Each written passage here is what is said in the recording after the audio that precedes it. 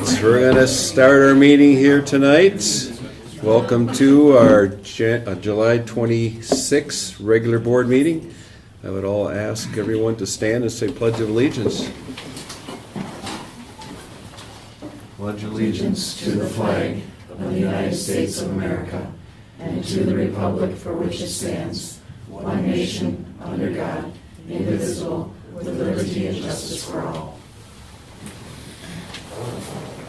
Well, thank you for joining us on this gorgeous evening. Hope everyone's enjoying summer. So there's still plenty left. All right, let's go on to our administrator's report on agenda posting and notification of the meeting to the media. The agenda was posted at Three Lakes School, Sugar Camp School in the town of Sugar Camp, via email, the town of Three Lakes, town of Monaco, and the Denver Library. And the media notified via email were the Vilas County News, the Northwoods River News, WRJO News, WXPR Radio, and WACD WATK Radio. Very good, thank you. Are there any amendments on the agenda tonight? No, there are not. All right, I will seek approval on tonight's agenda. I'll motion to approve the agenda as posted. Second. All right, motion by Stacy, second by Josh. Any other questions? Hearing none, all those in favor signify by stating aye. Aye. Aye. And also, motion passes 5-0. Just a note of, we have Alicia Williams that she's piping in with us via telephone tonight, so. All 5 board members are present. Next, we go on to approving vouchers, check register for the period of June 17th, 2023 through July 20th, 2023. Make the motion to approve checks dated June 17th, 2023 through July 20th, 2023 for accounts payable checks number 232400002 through 232400007. Regular checks number 128324 through 128422. And manual checks number 5495 through 5512 in the amount of $690,336.79, and ACH payroll checks number 9000400674 through 9000400801, regular payroll check number 59306, and manual payroll checks number 1708 through 1744 in the amount of $203,869.12, for a total amount of $893,872.80. All right. All right, we have a motion by Josh, second by Michelle. Any other questions? All those in favor of the motion signify by stating aye. Aye. Aye. And now we'll go to approving the minutes of the June 21st, 2023 regular meeting.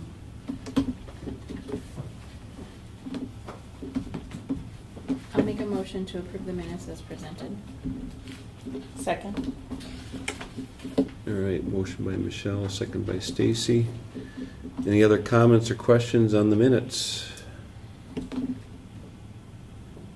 All those in favor of the motion signify by stating aye. Aye. Aye. All right, motion passes 5-0.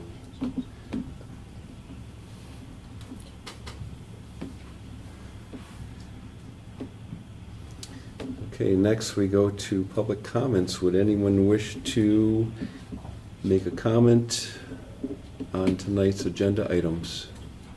Terry Kroll? Item I, please. Item I is, okay, student handbook. We can take your comment. Is there anyone else? Okay, all right, Terry? First, thanks for the opportunity to address the board tonight on the proposed 7-12 Student handbook changes. I'm here as a teacher with 24 years of experience and been in the trenches dealing with policy changes, procedures, so forth, through changes through administration, technology, world issues, etc. But all with the hope and anticipation that it would be in the best interest of the students. Second, I hope that none of my comments, questions, concerns, which hopefully I can voice tonight, affect my professional relationships with any of the administration or colleagues. Most of the proposed changes look good, and I think that they're going to be a good thing for the school. But there may be some tweaking, and if I could suggest that, that would be awesome. However, I believe one lowers the Three Lakes standards, the expectations, and the accountability of students, and it really ties the hands of classroom teachers, and I'll try to explain that later if I have the opportunity. Again, my objective is to do the best for the students and to match our school motto, which is teaching students to be productive citizens. Lastly, regardless of what you discuss and approve tonight, I plan on being the current professional that I am. I will follow them. That's my military background, so I do what I'm told. And then I will also encourage my coworkers to do the same. If I am allowed to, I would like to point out page-by-page issues, positive or negative. And I don't know if you want me to do that now as you guys follow along, or if it's easier for you to do it at the time. That's up to you, what you prefer. Yes, your comments, we'll take them now, Terry. And normally we reserve 3 minutes for your comments. Are you able to fit within that? I think so. Okay, go ahead, please. All right, so page number 16, it talks about 3 unexcused tardies and per grading term, and I don't know if that's quarter or semester. I think in the past it's been semester. And then it talks about referral on Infinite Campus. I believe that was the policy this year, but I really would appreciate any training on that because we kind of got thrown into Infinite Campus and then really didn't know how to figure it out or had to figure it out on our own. Page 18 adds that language about lunchroom issues and consequences, which I think was a good addition. Page 19 talks about classroom code of conduct and the red line underlined safe, productive. I think that's just a typo within the document. I'm hoping that that's not changing, but I was a little confused on the wording on what's being changed versus what's not being changed or added. So you may want to look at that. Okay, that was on page 19. Yes. 17. It's 17 if you're in the Word Oh, document. and that was my other comment, is that the table of content does not match up with the actual document, so hopefully that's changed and adjusted. Terry, I'm sorry, can you go over that one again? It does come up as a... I think it's just a typo, but a red line, which was indicated as a change for safe, productive, I think it says classroom. I just want to make sure that that's not being changed versus is that just a typo or a space issue? There's just a space that's needed between a comma and It's just productive. missing a space between the There's no change. That's what I thought, but I wasn't 100% sure. May I continue? Mm-hmm. Okay, page number 28J, which is hats. I guess I'm a little confused why it has a specific time, when in the comments column it says, and I think elegantly, inside the school during the school day. I mean, that says it all. I don't know why time has to be put in there, but again, that's just my question. And then my other question with that is, should bandanas, do-rags, other headgear be included? Because I have had encounters with students that said, I'm not wearing a hat, but they have something on their head. So I don't want that to be a miscommunication issue. And then I don't think it identifies boy versus girl. It should say all students, because I think girls are in the realm of it's okay that I wear it, but I don't know if that is okay. 33 is the issue that I have the major conflict with.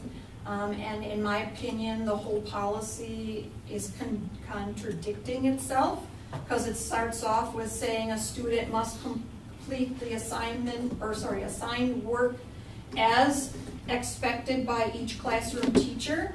However, our hands will be tied if they choose not to do those assignments, changing that automatic F to whatever corresponds in the grade book, because they have no leverage over them to get to do their assignments. We encourage them to happen. Will this be everybody? No, but it's going to be a handful that will play the system. And I say that because I have seen students go into Canvas and put in what their potential grade could be, see the percentage, and decide, do I want to do that assignment or not? And that's where I say it's going to lower our standards, but that's my opinion. So I don't know if that can be changed in Canvas or not, but that I think is the biggest, again, contradiction that we want to try to put out there. The use of lockers and that change I think is good because of the health and safety issues to all. And the cell phone policy, I think that's a good change. The other one that I don't know if there's a page number because I couldn't find it, but I'm hoping or thinking it's in there somewhere, is talking about cheating and plagiarism. And do you need to also address the AI problem in programs that are out there? Because I don't know that that is part of this change. I apologize for going too fast, but I wanted to make sure it was within my time period. If you have additional questions and I'm allowed to speak, I certainly would welcome that chance. All right, so if we have any questions while we hit that, we can. If that you can grant me that permission, I'd appreciate it. Okay. Thank you.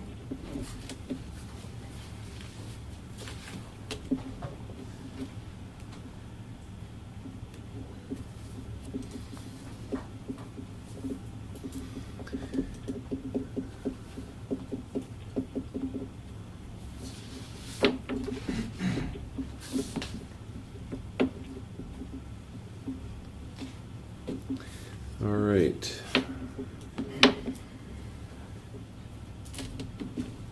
Next, we go to administrators report. Start off with Terry here on that. I had the opportunity to speak with Rob Brown last week and invited him if it would possibly work out, and he made it work out, to come up tonight and give you an update as to what has been happening since we authorized Nexus for doing our long-range study on our facilities. They have been very busy. There's been a lot of feet on the ground, and I figured you all could then ask him specific questions. I see that he's brought a brief presentation to share with you. So with that, I'd say let's let Rob go ahead and share his information, and then we can go from there. All right, very good. Okay. All right, Rob. Well, everybody, it's a great seeing everyone again, and Alicia, we haven't had a chance to meet yet. Hopefully Quantico is going well. Again, you guys were kind enough to allow Nexus the opportunity to spend time in your district, and I promised at that time that I would come and provide updates, and so tonight's that opportunity, and any chance I have to come to Three Lakes, I'm going to take it. Okay. And so just quickly, I want to revisit the goals and objectives that we talked about some time ago, just make sure we're still aligned.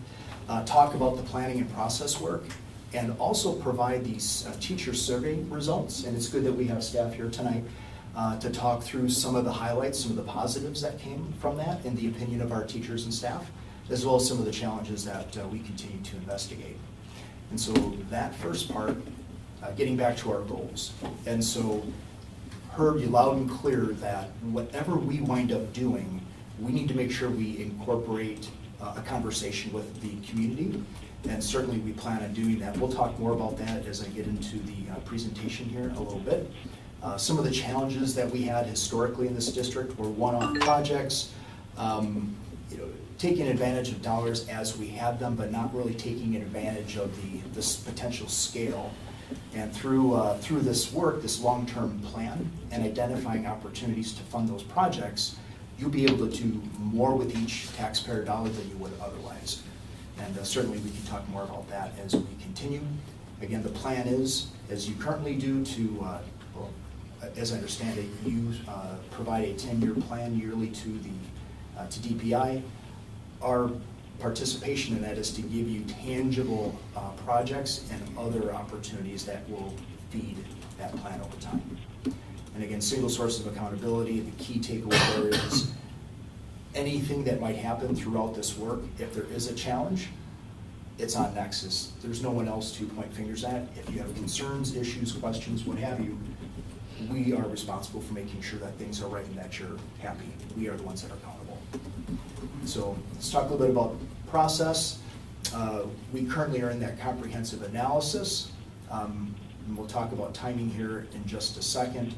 But we want to make sure as Nexus that we continue to engage Terry and her team. And also we continue to engage the board because that information continues, and I'm sure you enjoy having the information. And I do welcome questions tonight if you have any. And again, we'll talk more about the community engagement here in just a second.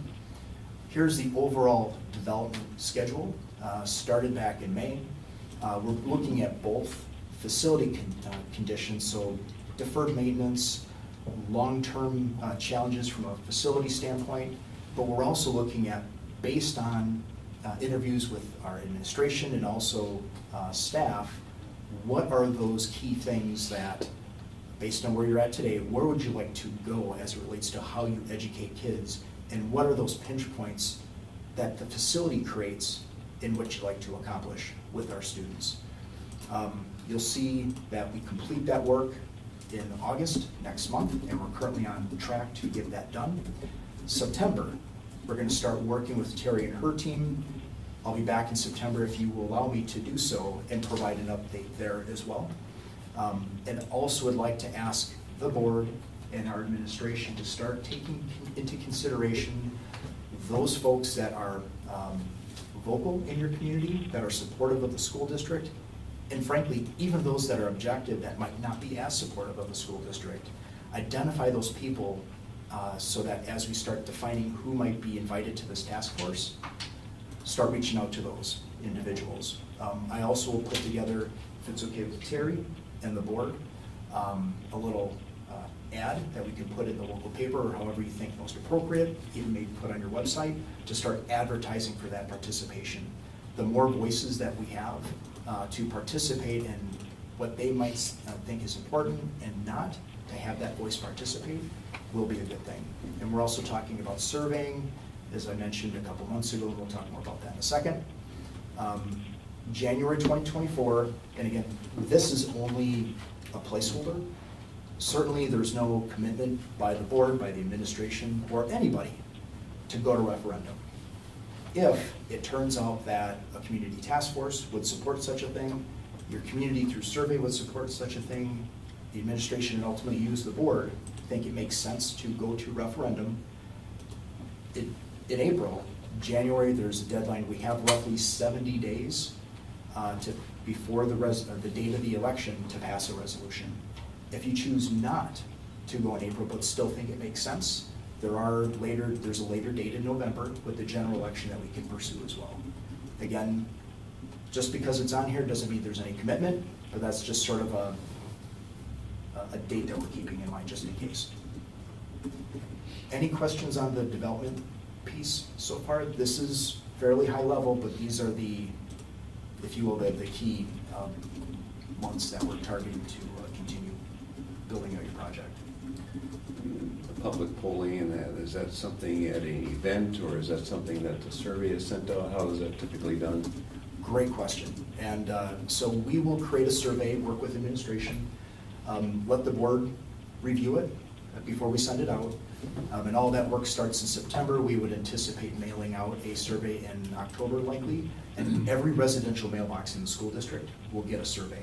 And so the survey likely will be the first touch point where we're explaining what it is we're doing, why we're doing it, in some of the high-level buckets: mechanical systems, electrical systems, civil, like parking lots and sidewalks, your roofing, And also the educational, the academic pieces, all of those will be broken out in this survey in a readable format. We'll send that to them as far as a touch point so they can become educated. We'll also ask them about tax tolerance. It's based on this, each bucket, and this is the value of each bucket. What does that mean potentially? And we have not just one option, but a variety of options to understand where they may support, dollars-wise, property tax increase potentially. We'll get that detail back that we'll share with you and ultimately the public. And we'll also have questions that just get a general feel for how the public feels about the school district. Is the administration doing a good job? Are we financially conservative? Are we smart in how we spend taxpayer dollars? What do they think of the school board? Other questions if you think of something to add. But this way we identified potential blind spots from that survey. But Mike, to answer your question, it's by mail, and every residential mailbox in the community will get one. So. Okay.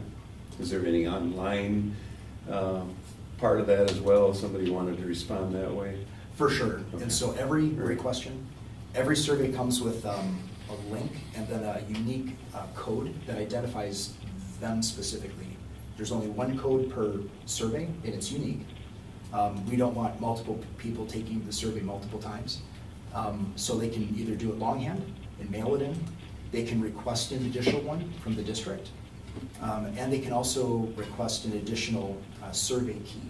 So if you want to do it online, you can. If spouses maybe have different opinions, they both can ask for their own unique survey code, or they can do it hardline or longhand. All right.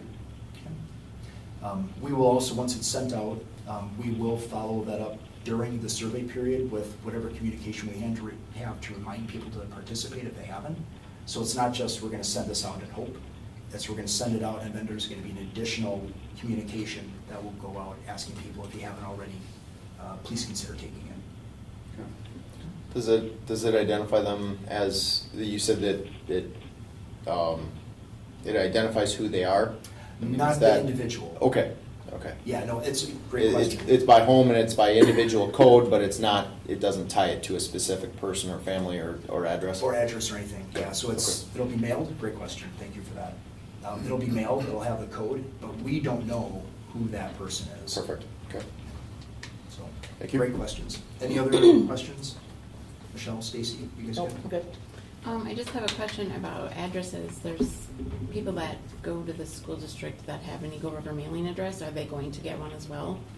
Everybody who's within your district, and so we have this third-party survey consultant, they have a service, and we'll work with Terry and her team to identify, specifically where your boundaries are, like by road and stuff, and then this third party takes it to this business, and they go and they pick every address. Okay. That's residential. Okay, thank you. And it never fails. There will be people who get the survey outside of the district that will participate. But you'll see, we have a way of dicing and slicing all of the information. And so we'll be able to take those folks that don't live in the district and exclude them from the results. All right. And so if you remember a while ago, I shared with Terry, and you all saw a copy of that O'Connell Falls, that big thick book.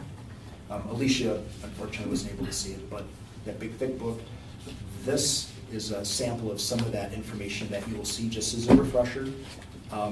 You will see for your district likely a 200-page book, and it will go by major building systems as well as this educational adequacy piece, and you'll be able to see in detail by finding what was the issue, and then options to course correct, and then budgets. And so you'll see this, and then these are the varying assessment deliverables that you'll see. On the left is the deferred maintenance stuff, and each of those categories will have its own bucket, if you will. And again, we'll be able to dive in and go as deep as you like, or stay as high as you like, depending on your interest. And then again, educational adequacy, looking at FF&E, furniture, fixtures, and equipment. There's, of the survey, and you'll see it in a little bit, there was a high interest in flexible furniture, And it sounds like the district has done a nice job in certain pockets providing that flexible furniture, but there are still opportunities, you know, for that work, just as a for instance. And it's not our project, it's your project. And so what we'll do is we'll provide options, and you'll be able to tell us how much of an investment potentially would you like to see in that bucket, or frankly, any of this. We'll provide good, better, best solutions for HVAC, as a for instance, and by building, and talk about what the value is versus the cost. And there may be things that you're like, you know what, we're just looking for the, you know, the Chevy version, or the Chevy option. Others, you might say, I want the Buick option. And there might be something academically, maybe your career tech ed or something, where you're like, you know what, we think the Cadillac version makes sense just because of the return we're gonna get from our students' you know, ability to learn. And again, that's just spitballing it, but we'll provide options, and we'll be able to work together on what that might look like for you, as well as with the community. And that's tethered to financial capacity and where that money might come from. And so we will work with, who's your financial advisor again? Is it Baird? We work with Baird. It's a great organization. And we'll work with them to figure out what makes sense as it relates to a potential referendum or other opportunities that you might have to fund that might create no tax impact. The schematic floor plans, I actually have something at the end of this I want to show you guys because, well, I'm just going to let that simmer. But I've got something I think you guys are going to think is pretty neat. Planning tools. So each of those pages that you saw earlier with all of the detail, it talks about here's the issue that we found, here's the potential solution, and then we'll work together on, you know, potential phasing and then future projects that will create that 10-year plan. But ultimately, you'll see that there's a BIM number, the fourth column in, and it points to the specific section that's there, and what's not there is the actual page number. But you'll be able to then to see with this sheet, what is the improvement, the page number if you want additional detail on that specific thing, that level of granularity is important, we find, what the project cost is, and how potentially you might go about funding it, so that we can talk about what might make sense. And again, it's by bucket, mechanical, security, so on and so forth. Then we talk about, again, cash flow. This is where Baird comes in, but ultimately we're going to create a spreadsheet that as we check stuff in and out of this sheet, phase one, that will real time change this cash flow, this tax impact cash flow, and we'll be able to determine for the average property in the Three Lakes School District what that tax impact looks like. And so we find this to be helpful, because certainly if we know what the tax impact that would be acceptable through the survey is, we want to make sure that we honor that by making sure that we don't go crazy and exceed, you know, a question one, and then we can go back and forth.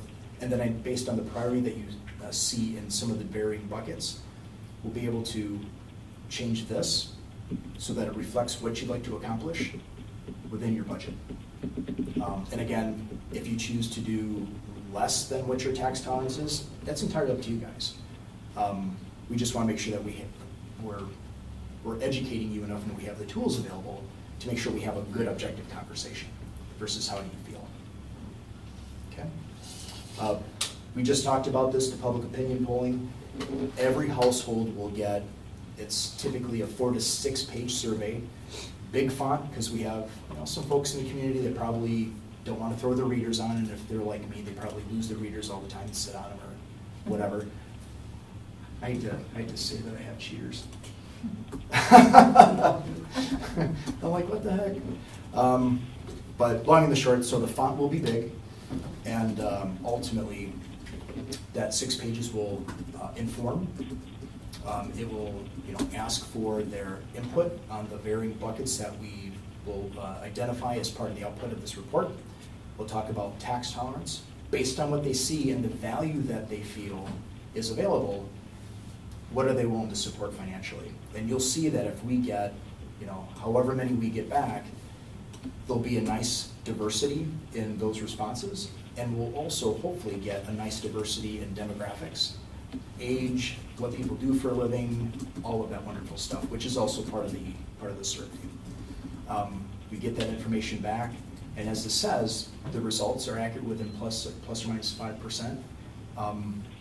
For as long as I've been doing this with surveying, it really helps not only to pull the community in to get their voice, but also compare that to what your community task force will say, to see what, is there equality in what we're hearing?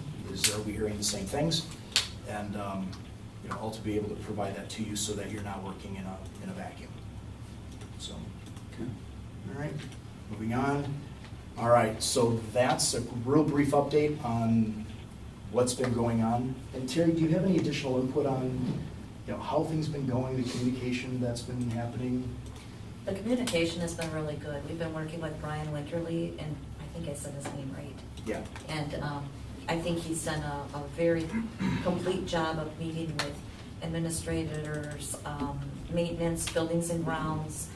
He and his team have had their feet on the ground. They've done drone work. They have walked everything. I think they've really picked the brains of our principals, and as it was presented, what is really a need for where we're at to pie in the sky. What would we really like to see our vision turn out to be? Because we shouldn't limit that. We want to continue to lead the way as a district, and so it's important to get those ideas out there. And I think as more conversation has happened, more discovery has been made about what our priorities are. At least in the conversations I've had with my team, that's what I'm hearing, and especially with maintenance and such. So it's been a very positive experience for us. Mm-hmm. Thank you for that. Yep. And one of the key things I heard you say, just to reiterate, the having the pie in the sky conversations now aren't commitments to doing that. Right. It's simply identifying strategically, directionally, where is it that we think we might want to go? Academically, maybe some of the other system that you have. So that kind of conversation's healthy for sure. So, survey results. So the survey was completed June 5th. We asked 100 staff to participate.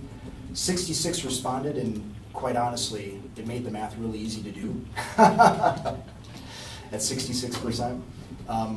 But having a 66% response rate is actually really, really good for any survey.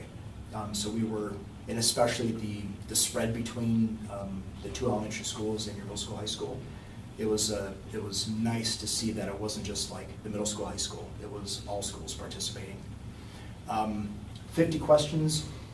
These are some of the things that we touched as part of the survey, and some of the highlights.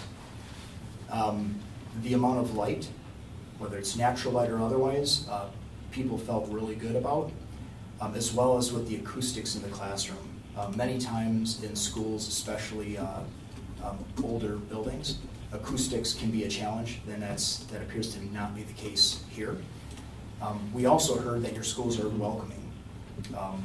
Don't hear that very often. People feel good about where they're working, they feel good about the education that the kids are getting, and how the kids feel about their school. So how do people feel about your schools once they are in the building? And again, very, very positive, as you can see from the graph on the right. Does your school provide a safe and secure environment? Also, not typical, but here very, very strong, which everybody should feel good about.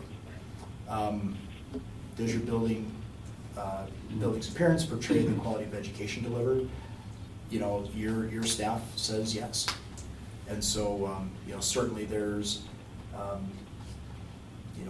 good news here, but certainly opportunity to do more if you guys think it appropriate to do so. Let's talk about a couple of the challenges. Temperature and just overall thermal conditions are challenging. And you see the 42 of 66 noted just not terribly happy with the temperature, but the 29 of 66, and the reason I note that is that the 29 of 66 is significant enough, especially when we talk about student performance, that it was notable to share. And certainly when I talk with Brian and some of the other engineers that are looking at your facilities, they've seen this and are spending more time really understanding what's happening in a classroom and other spaces within the school. Was this both schools, or was this? This is Okay. Sugar Camp and Okay. Gainer. All right. Yep. So it could apply to one more than another or not, then we don't know that. And I can, if there's interest, I can certainly peel that back. Okay. Definitely. Yep. Yeah.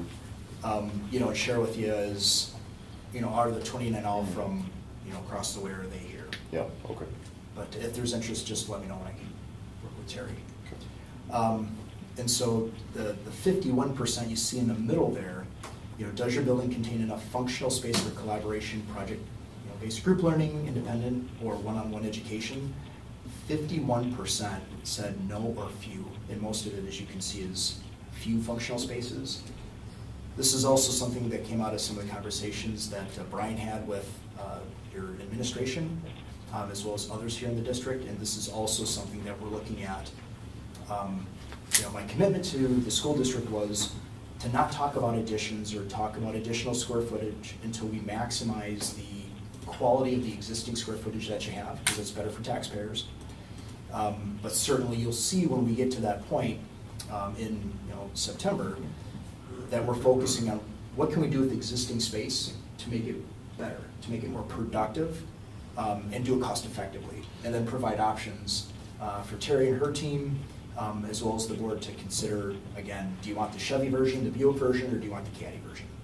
So just as an example, 34.62% said no or few.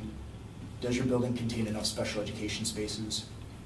The reason I highlight this, because typically if you take the full, a third of the 66, you'd say, well, yeah, it's significant, but not really.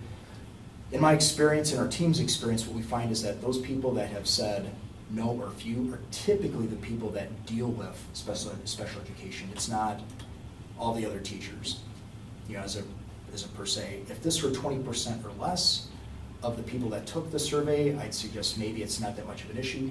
But this being 34, almost 35%, this is something else that we're taking into consideration as we craft our report. Okay? And so, real quick to the point, because I know you guys have a lot to cover tonight, what other questions do you have before I share, something fun? Good? All right, if you don't mind, Stacy and Josh, if I can squeeze by here.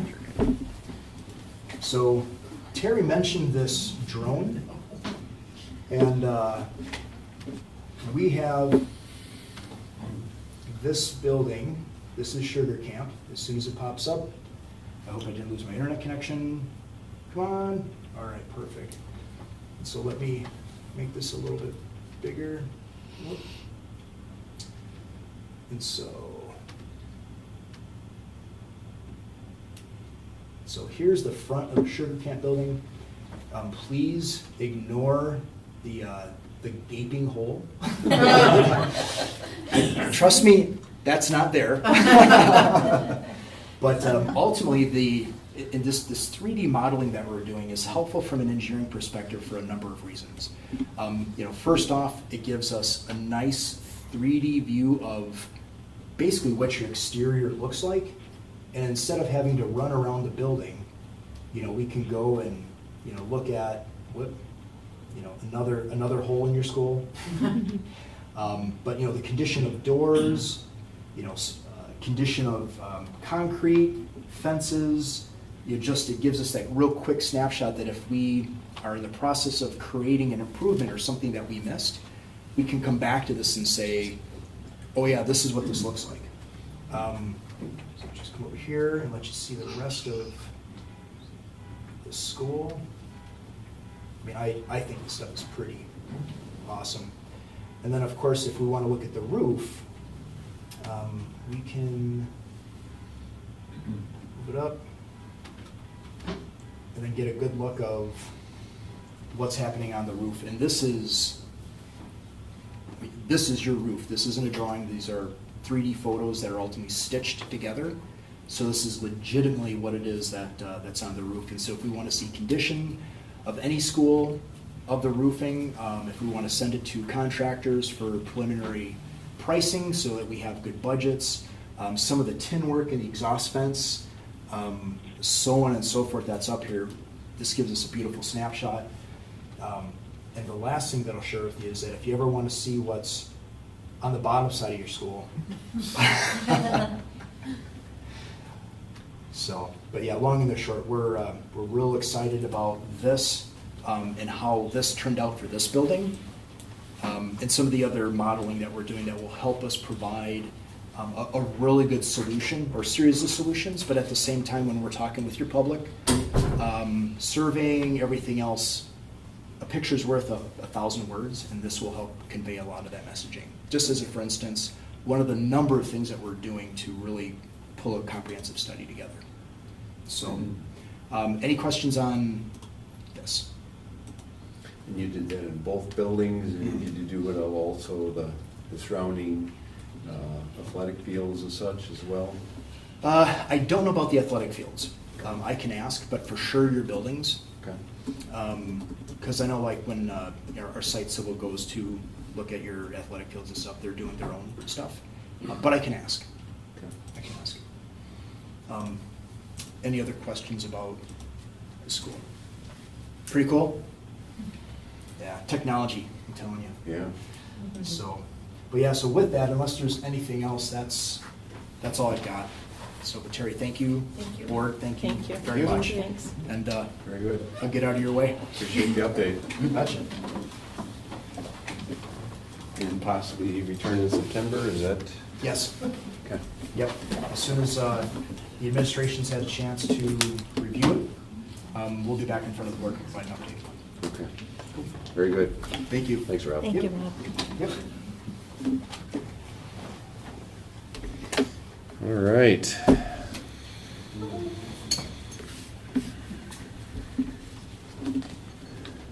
Okay, any further comments on that one, Terry, at all? Or? It's a lot better than I would have given you. I had a little paragraph. So, and it still doesn't probably capture all the work that his team has been doing. So. Okay, great. It's been a lot of, everybody here has been very welcoming to the Nexus team, and we just appreciate everything, especially as busy as everybody's been. Yeah. Well, So, thank you. Very good. All right, next on to new business. August meeting dates. Our regular board meeting will be on August 16th at 6 o'clock p.m. here in Three Lakes. And also as a reminder, our board administrative staff and community retreat is set for August 10th. And we will have lunch provided at noon, and then at 12:30 we will begin our event. And I've asked principals and Carrie Volk and several of our folks to reach out. We have our list pretty complete already. Do you? Okay. I've actually reached out to a couple of folks as well from the community to try to get some other folks in who maybe haven't been part of the retreat in the last couple of years to get a broader sense of ideas. All right, very good. Any luck on students at all? Participation? I haven't talked to students yet. Student council leadership was contacted all three of the presidents and said we'd like 3 to 4 students, so Okay. we'll see. All right. Very good. Next we go to B, consider approval of personnel report of new hires and resignations. First, I will do our resignations. Charlie Volk, our athletics director, and Charlie for our track head coach. And I want to thank you, Charlie, for fulfilling both of those roles for us. Very much appreciated. A lot of hours that you've put in for us, so thank you. And then hirings, we've hired Louis Ritter for the volleyball head coach, Philip Doherty for the assistant boys soccer coach, and Carly Veers for the volleyball assistant coach. All right, that's good to see. I'll take a motion to approve the personnel report. I'll make a motion to approve the personnel report as presented. Second. I'll second. All right, so motion by Michelle and second by Stacy.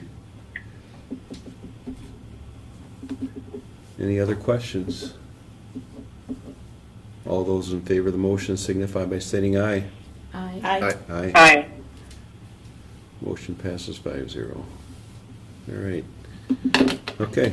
And also, again, thanks, Charlie, for all the extra work. I remember that time out on Big Stone Course in front of that cross-country meet, trying to consider shoveling in advance of the... So... Things you try. Things we try. Yeah, exactly. All right, next, consider approval of milk bid bids for 2023 through 2024. Every year we put out for milk bids. We had 2 vendors that we were able to contact that responded. There's very few vendors serving the northern part, actually from the middle of the state. Prairie Farms came in with a better bid. Prairie Farms is the facility that has been working with us, and we've been happy with their providing our milk. And so the recommendation would be that we would again continue our partnership with them this school year. Do you have questions about that? Were we on a monthly escalator last year? Mhm. Or was it a firm? Pardon? Or was it a firm bid? No, that's That's like- the escalator. And every year we look at it and fine tune how much we've used and try to keep it as close to that as we can.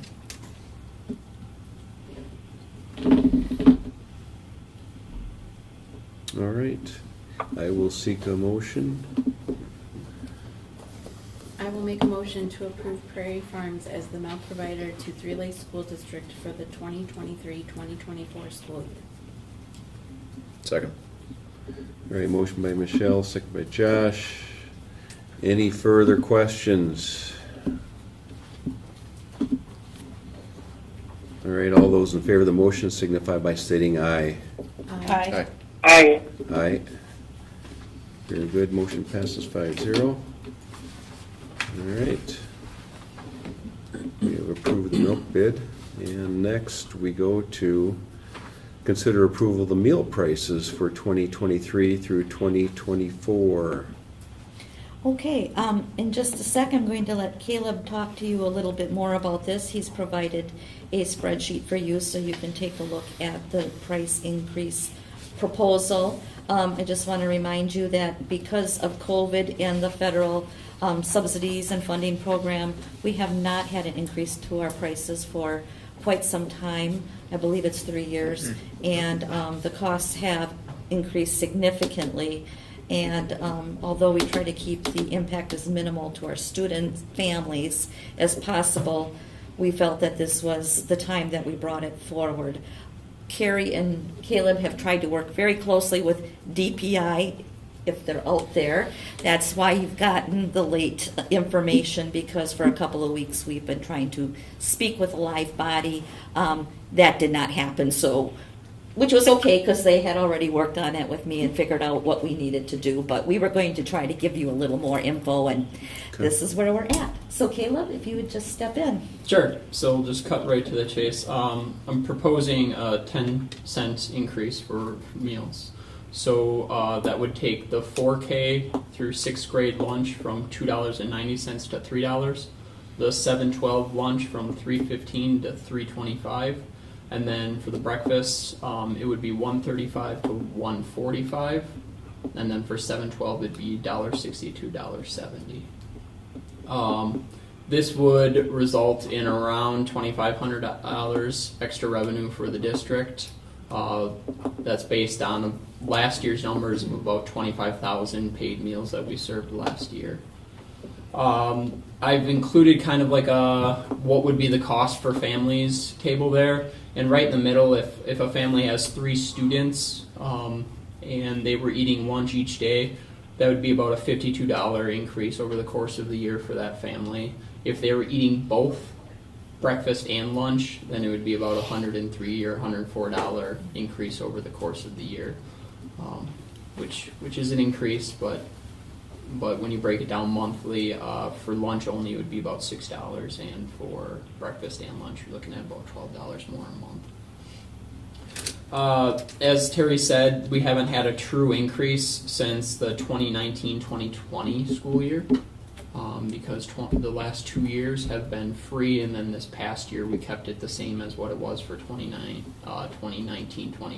So we really haven't seen an increase in those 3 years. We are fortunate to have a bit of a fund balance, which we leaned on this year. The food service lost about $20,000 this year. So you can see that we're not really profitable with the food service right now. And if you're interested, the fund balance coming in to this year was about $65,000. It's going to be about $45,000 entering this year. And then we have plans to use that fund balance right now on some needed equipment for the food service department, a new dishwasher, it's not repairable anymore, and then some equipment for serving that's desperately needed. So we do have some plans for that fund balance. So you don't propose that there would be any fund balance left as a carryover for the following year? Well, right now with the budget, I'm looking at about $8,500 left over going into 24-25. Okay. And it's very hard to project when you're looking back on past data, because COVID just threw a wrench into everything, and even between non-COVID years, the amount of lunches we serve just varies wildly. It just depends on who's taking lunches and who's not. Are adults the same increase as well? Adults are staying the same. We raised that substantially. When was that, Carrie? Last year, and by substantially, by like over $1, wasn't it? That was due to federal mandate that we had to get to a minimum. And I should add that the 10 cents is the maximum by law that we can increase it. Any idea how these prices compare to districts surrounding us? Not exactly, but I know we are a little bit higher. Okay. But I can't give you exact numbers. So with this here increase, make an adjustment of roughly $2,500, your projections against a potential $20,000 deficit? Yeah, it comes up a little bit. So then we'd be looking at maybe, an $11,000 fund balance going into 24-25. Okay. Which honestly, to have a fund balance in the food service is a blessing. As it is. Rare. Yeah. And that's all just due to that federal money that was pouring in. Yeah, we've never. Free lunch. Right. Yeah, in years past, never. It's always been a. And by law, we aren't required to do the PLE, the price. What's the PLE stand for? It's a formula that we have to plug in our numbers into because we have a fund balance. We don't have to submit that to the DPI to get a minimum price. But if we would do that, we're already kind of at that point or a little bit above. Yeah, paid lunch equity. There you go. Yeah. So we've always had a deficit in that program. You try to. You got to balance there, right? You got to watch out for your students and your families, and at the same time be responsible, to the general taxpayer, and try to come up with some kind of a balance in between that. Okay.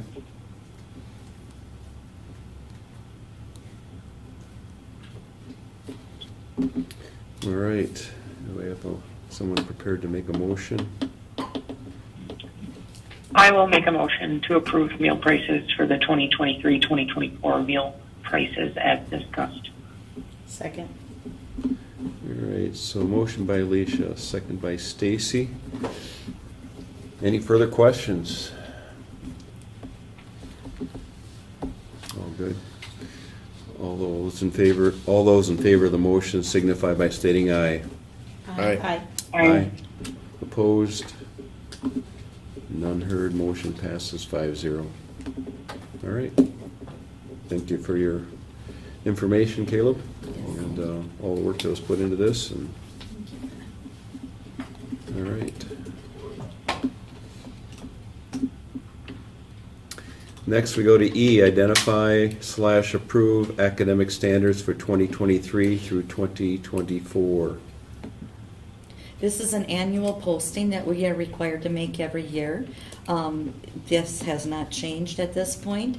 So on our website and those areas that we share information, we will remain with the Three Lakes School District has adopted and implemented the Wisconsin Model Academic Standards for all subject areas. In addition, the district is in compliance with the Common Core State standards for the subject areas of math, reading, and language arts.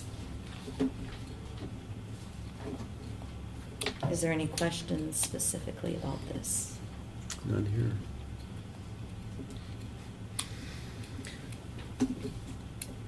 Why is this board approval if it's state mandated? It's a wonderful question that I don't have a good answer for. Not trying to be a smart aleck, but Basically, the state is not requiring this particular standard, correct? No, they're not requiring the choices that we're naming. They're just Okay. requiring that we name what we oh, are I see. Okay. doing. Okay. However, the majority of the state would look like this. Sure. Right. Sure.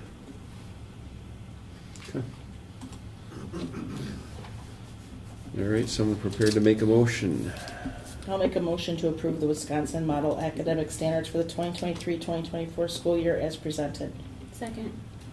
All right, motion by Stacy, second by Michelle. Any further questions? No. Hearing none, all those in favor of the motion signify by stating aye. Aye. Aye. Aye. Aye, opposed? None heard, motion passes 5-0.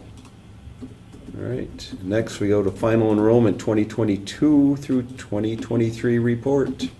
Every year we recap what the previous school year brought us as far as our enrollment. So I included for you the cover sheet document there. We based it on total students enrolled 518. Incoming open enrolled this year were 74. Outgoing were 79. Special education students 96. And those students attending RVA 7. And the numbers vary because there are students who may have started as open enrolled in or out, who may have changed programming within the year.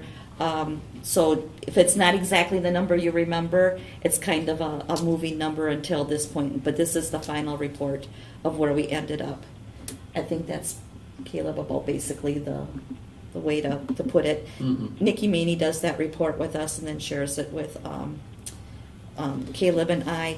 And then within that report, it also looks at like our habitual truancy, which we had none, those kind of matters that we report out to the state, and we didn't have any students of specific subgroups that qualified in that area. And then what I did, as for your information, because Mike, I know you and I talk extensively about open enrollment out and in, I thought I would highlight for you, just for your information, and without student identifiable data, because I'm very hypersensitive to talking about students who could be in a small community easily identified. Where are the students going out? Where are they coming in from? So in this first page, if you can see it on there, I wanted you to see the schools that they're open enrolling out to. Crandon 0, Elko we had 1, Leona we had 0, Lakeland we had 2, McFarland, which is an online program, 1, Merrill, which is also an online program, virtual program, 5, Northland Pines 50, Rhinelander 16, and Ripon, which is another online virtual type program, is 4.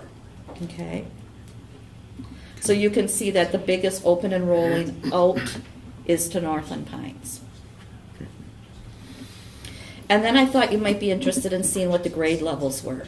So I listed for you from 4K through 12 plus, and I'll explain that in a second, what those totals are. So open enrolling out 4K, we have 4, kindergarten 2, first grade 3, second grade 2, third grade 4, fourth grade 5, fifth grade 3, sixth grade 8, seventh grade 7, eighth grade 12, ninth grade 4, 10th grade 7, 11th grade 6, 12th grade 11, and 12 plus. That would be a student that continues programming longer than the senior year.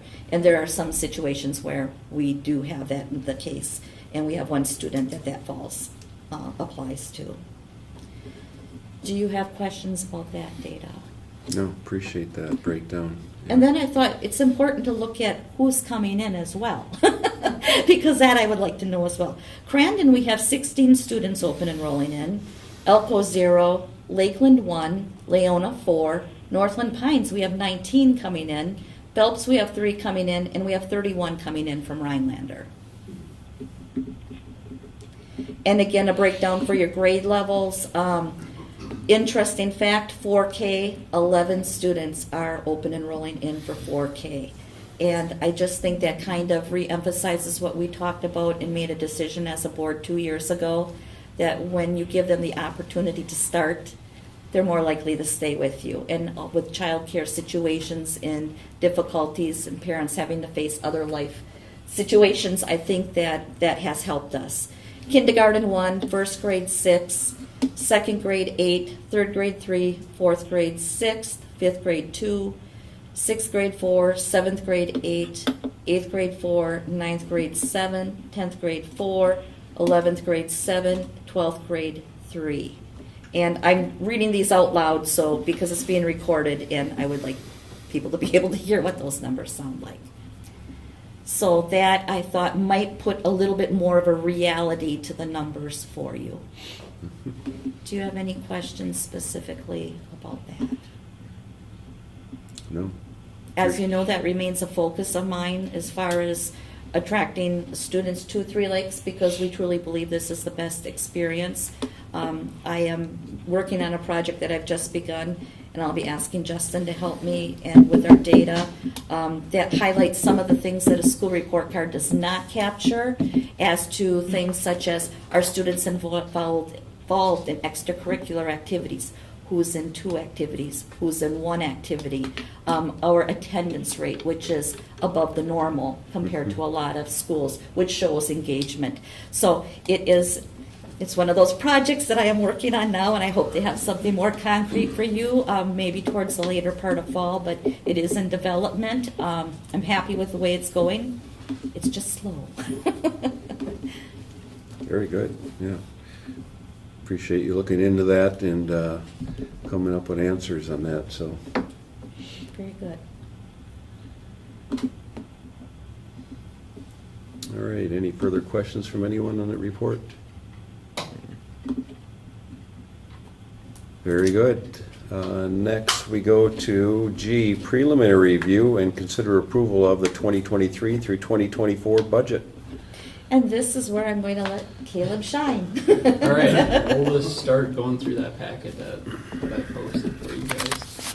So as we're looking at this, you'll see a lot of references to 22-23, just because that's how the budget publication is, and it's kind of useful to look back at. But understand, even those 22-23 numbers aren't final yet, as we're still going through our audit right now. Bills are still coming in from June. There's still some changes that are going to be made to those 22-23 numbers. They're close, but not quite there. So just keep that in mind. On the revenue limit worksheet, there were some assumptions that were made, and this is where a majority of our revenue comes from. I kept our third Friday count right at 500. We seem to be pegged right at that 500 number for the past 5 to 7 years or so. So I kept it at 500. I had equalized property values increasing 5% over last year. And then for our computers and personal property aid, I'm just going to use last year's numbers in my estimates there. Open enrollment, the estimate that I used there was 67 in and that's 68 out. Those were numbers from Nikki as of a week and a half ago. I'm sure they're already changed. She's got people calling every day, coming in, coming out, so just keep that in mind. And then really on the revenue side, the only thing that's set in stone is our grants right now. We've got some grant allocations, everything else is kind of fluid. The revenue limit could change a little bit, open enrollment obviously changing a little bit. Some of just our other revenues coming from student fees and things like that, obviously those are going to change from now until what happens actually throughout the year. All right, so the next page I have is that actual revenue limit worksheet, and I'm not sure how much exposure you have to this, but really this is what determines our tax levy, and I just wanted to show it to you just to again emphasize that there's not a lot of wiggle room here. I get to plug in 3 numbers and the state tells me what our levy is going to be. So again, anything in the red highlighted is what I can enter in, and we're a pretty easy case. We don't have a lot of things going on. So the only 3 things I entered were the 500 for our enrollment, and that's on that left side. And then down kind of in the middle, on the bottom there, our equalized value at around 1.9 billion there. And then on the right side, near the bottom, is where the computer aids and the personal property aid goes. And then right there on the side in the green, that 9719879, that's the levy that we can issue. So the property valuation that you put in, does that include the 5%? That includes the 5%. So that number there is last year's plus 5%. Okay. And then near the bottom there, line 15B, that's our Fund 80 levy. We kept that the same as last year for 220. So the total levy comes out to be around 9.9 million. And then that number 9.9 million, and the number right below it, that 0.00515,866, that's our mill rate. And that's about 5.16 for a mill rate next year. Again, very preliminary. A lot can change now between October here with property valuations. Last year it came in at 16%, remember, and drove down our mill rate a ton. But this is kind of where we're sitting right now. This levy is about $1 million more than what we did last year, and that's because we passed the referendum, and it's because with the new state budget, we've got a per pupil revenue limit increase of 325 students or $325 per student, and you can see that highlighted up on the top right corner there in magenta. Okay. So then if we flip the page, you can see that that's now at the top of our revenue list, that $9.7 million. And then everything below there is basically staying very similar to last year. The only thing I really want to highlight here is that ESSER 3 down at the bottom there under federal sources. This $292,922, that's the end of the federal money. That is all we have left. This is the last year for us to spend it. Otherwise, our total Fund 10 revenue is just under $12.2 million for next year, projected. Any questions so far? I'm assuming we have plans to take advantage of that ESSER 3 before it goes away. Oh yeah, It's already that's definitely going to be spent.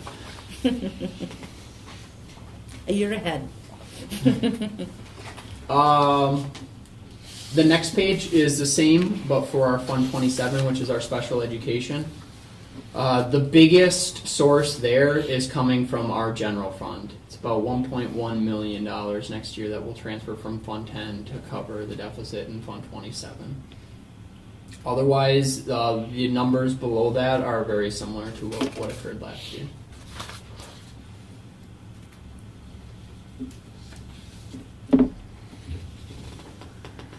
All right, next page is the expenditures. So I'm giving you 3 years worth or 2 years worth of data and then the budget here. So 21-22, that's set in stone. That's what we spent. 22-23, you could see some little fluctuations, but this is what it was as of a couple days ago. You can see here, there's a couple big increases. The first would be in the salaries. You can see we're adding about $600,000 there. That's due to those salary increases that we approved, as well as adding a couple new positions. Benefits are going up just a little bit, and it's an interesting case because our health insurance costs are going down, but then with that salary increase, that increases all of those other benefits, WRS contribution, Social Security, Medicaid. All of those are going to increase off that 5%. So we still do see a little bit of a bump there in the benefits. The next one there is our capital objects, and this is kind of the big one. This is where we have bleachers, we have intercom system, and then just a couple other miscellaneous projects around the other bleachers, just things like that that we're gonna do while we have the ability to do it. What's the non-capital increase? That's again some projects that aren't over $5,000, and then requisitions from students or from teachers and other staff members to do some things. Again, just taking advantage of the situation where we're in to get some needed furniture in classrooms and things like that that don't hit that $5,000, Sure. but still obviously add up.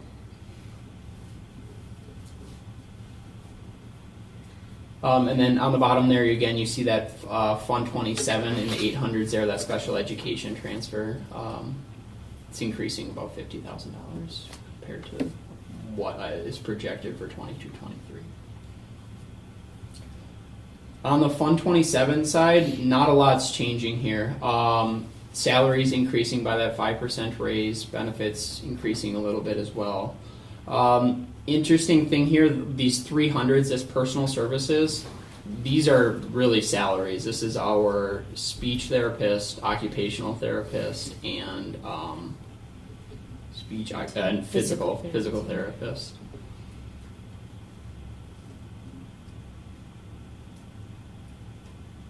Otherwise, very similar to last year. And then those 400, those non-capitals, it's going down. This is what was requisitioned for that $9,700. We usually purchase based on need, so I'm assuming that will go up throughout the year, and I'll add to the budget a little bit there. But I just wanted to show what was requisitioned for at this point. Any questions on expenditures? Not here. Okay. I just wanted to one thing about Fund 27 point out, that's why we hear so much about when the budgets come out, about districts making the plea for reimbursement for special education. And there was a little slight bump up this year, but this represents that money that is not coming to us for special education services. And when you look at a budget our size and you take 1.1 million plus out of it, that shows you that's where the concerns come in. And that's why it's always a rather hot topic within the state budget.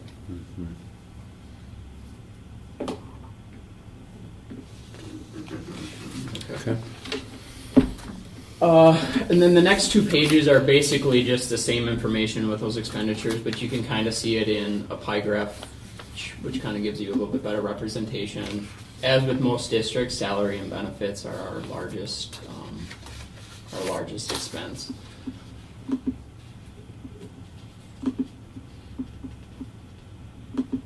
I don't really have a lot more to say on those two. That's just another way of kind of showing you the same information. And then just reminding you again on that Fund 27, our Fund 27 is almost 100% salary benefits. Because that 8% gray, that's those therapists that I had mentioned. All right, then is the budget publication format. I'm just including this because this is what you're used to seeing when it comes time to look at budgets. So if you wanted to see it in this format, I included it. Again, it provides you those three years of worth of data. And then it also breaks it down instead of objects, it goes by functions. So we can look at different instructional levels or support services that way. And you can kind of compare across the categories there as well if you'd like to do that. But I don't have anything to add to this except that that's just a format for you to look at.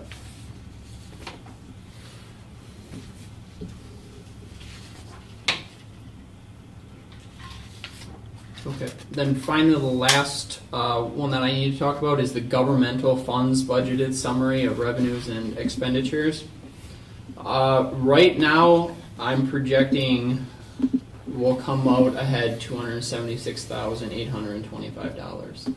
And I'm hesitant to include this page because I don't want to tell you that, but that's where we're budgeted right now. Things are going to change, and I can't imagine it's going to end up being that high, but that's where we're at right now. It's important to kind of think, though, when we talked about passing that referendum last year, the way we structured that was to kind of have that 500 surplus first year, 250 second, break even third, and then kind of go in the hole the next 2 years. So we're keeping in line with that, but then we're just kind of doing those projects and buying those things that we need to buy when we have the opportunity to do that here. So if I'm reading that, the ESSER funds that we're spending this year, if we didn't have Yep. those, you could Yep. add that amount to our surplus, and that would get us close to the 500 that we would. Well, it would actually go the other way, because if we didn't have that ESSER Took it away. money, that would be money taken out of the revenue side. So it would actually bring us closer to zero. Okay.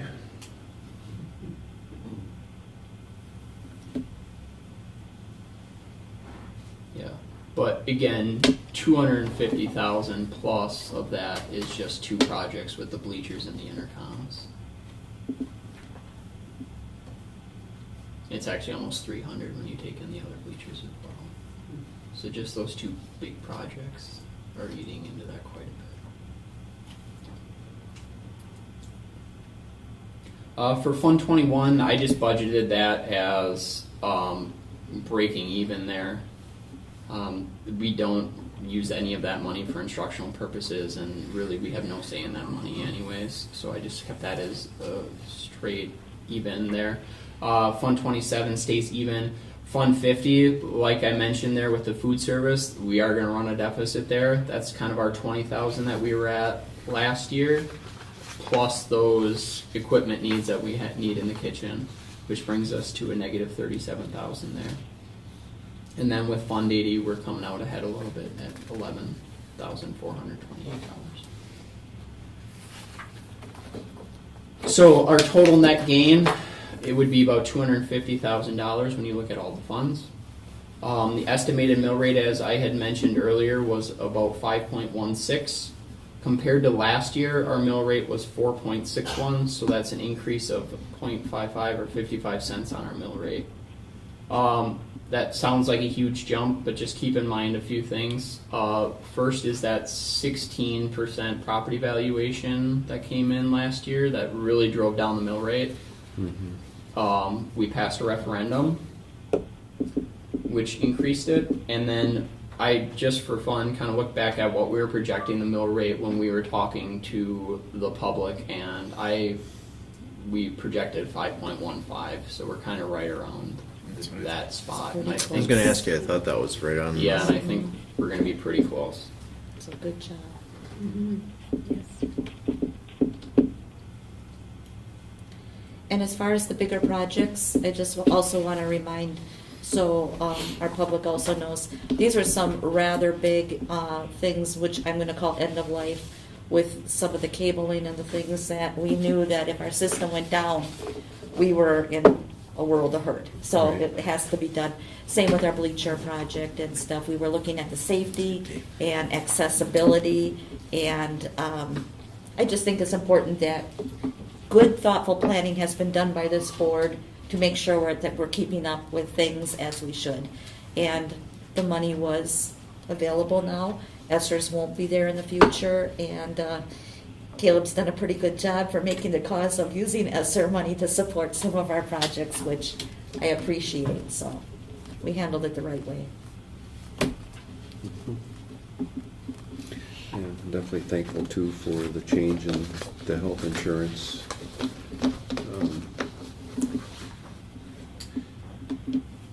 We needed that. Mm-hmm. It will make a difference.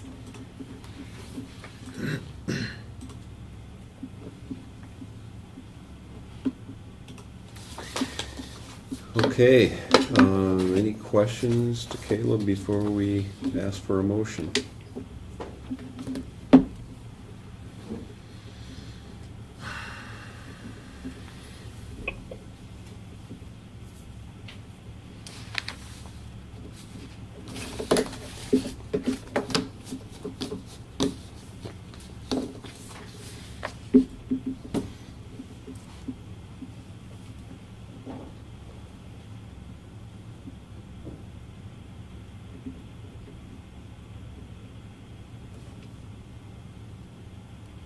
Don't have a question, but thanks for being so thorough, and obviously it was thorough in the fact that your numbers came out, especially you look at that mill rate and everything that can bounce, that you were as close as you were. Please. That's so thank you for that. Yes.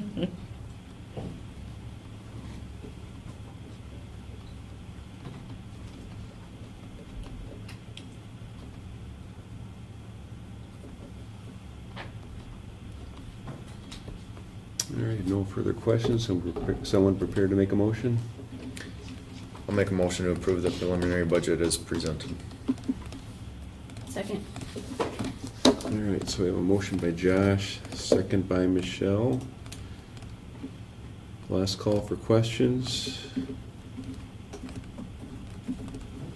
All those in favor of the motion signify by stating aye. Aye. Aye. Aye. Aye. Opposed? None heard, motion passes 5-0. All right, thank you. All right, now we go to H, consider revisions of the 2023 through 2024 elementary student handbook. We only have, I think, 5, so it shouldn't take too long. Todd, Nikki, and I worked on this in early June. If you look at your, I just note that any staff changes or spacing and all that stuff will be cleaned up, but material-wise, nothing else is going to change but what we've highlighted. On page 1, we had a section in there on why we issued student school planners. A couple of years ago, we ceased doing that across the board, so it's kind of by teacher request in classrooms. They use different management tools. So we're just taking that out because it read like it was mandatory. So we'd ask that be removed. Also, a lot of our communication that used to happen in that planner that went home and was looked at by parents every night happens electronically with the Seesaw app and other communication tools. So teachers generally use those now for student responsibility and tracking work and planning out their days. So any questions on that one? Okay. Page 6, we had a clause in here that's been in here forever about band procedures. We're asking that be removed. We do have 5th and 6th grade band and music now, 2 days a week band, 2 days a week music that all students will participate in. And not having this in here gives us the ability to make adjustments to that without having to ask every time that it be changed in the handbook. Questions on that one? Okay, No. Next, page 7. Last year I had asked that we start the day at 8:05. We thought we could get kids in and bus this year a little bit earlier. That did not work out real well. So I'm just asking to revert back to the 8:10 start time. Teachers and our pairs and our support are on the clock at 8, so we have supervision at 8 here at Share Camp. It's 7:45. Okay, so it varies there a little bit. So this isn't a request for Share Camp change at all. It's just the Three Lakes building. That would give our parents 10 minutes at the door on drop off and enough time for the bus kids to get in, get through the lunch or the breakfast line and get to class. Questions on that one? Nope. Okay, page 8, the photography policy, we have an opt-out clause for video and photo stuff if a family doesn't want their student to be pictured anywhere. That was done by a form, but when we went to Infinite Campus, they can update that on the portal so we don't send the forms out anymore. So now it's just going to be, they need to call the office and ask for the opt-out form so that it doesn't change the procedure or the theory or the idea behind the procedure. It's just a logistical change. Questions on that one?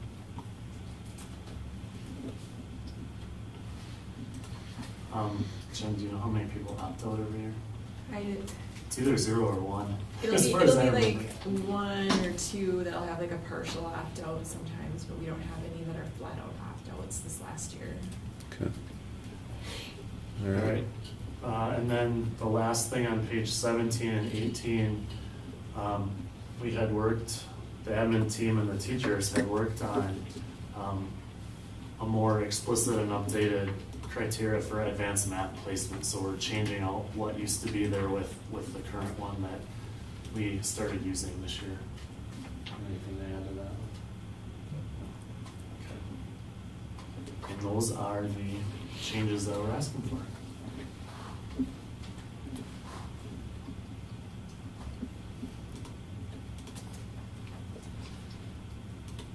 And these changes in the math program here, these are just a reflection of the changes that have already been made, or are there, Yes. are some of them No, this will be new? the first year that we're kind of going by this. We never really had something terribly concrete in the past. This kind of is much more concrete and gives you, I guess, a step-by-step on what will happen. Like if you do advanced math in 6th grade, what's your next option or what's your next course? And what are the repercussions when you get to 11th and 12th? Right. So it's laying out the process for them, giving parents something concrete to look at and make a decision about whether they want to do that. Okay, so they can see the full path. Yep. Very much appreciated it all the way up through, Yeah, for sure. it's in It's the good. course book Yes, review. yeah. Yeah, that's great.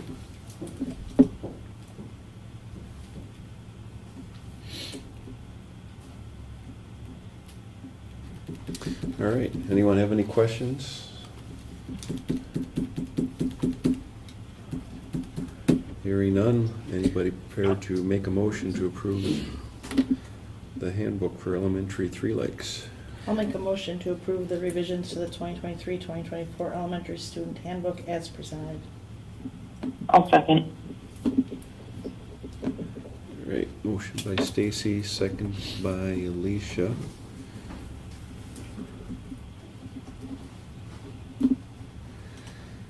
Any further questions, comments? I did have one question that had to do with the computer use. Sorry, I was trying to find it. It just reads, use of school district computers is a privilege. Aren't there a lot of the classes that it's more of a requirement than a privilege? It may be At this point, so what would, if somebody loses their privilege, what's the alternative for that child, I guess? Yeah, we have had that come up a few times.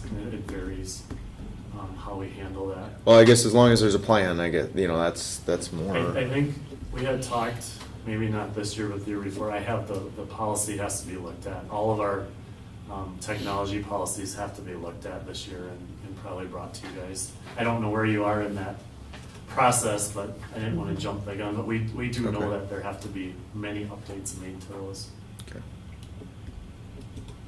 I guess as long as there's a plan, and while somebody might quote unquote lose that privilege, it might just be more of a requirement of supervision, but still having the opportunity to use, I guess. Yeah. Okay.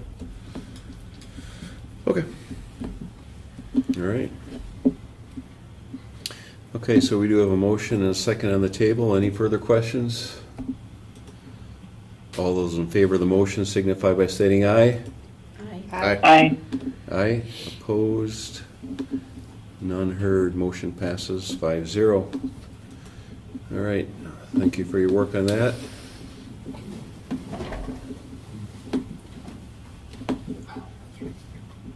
Okay, next we go to I. Consider revisions of the 2023-2024 7 through 12 student handbook.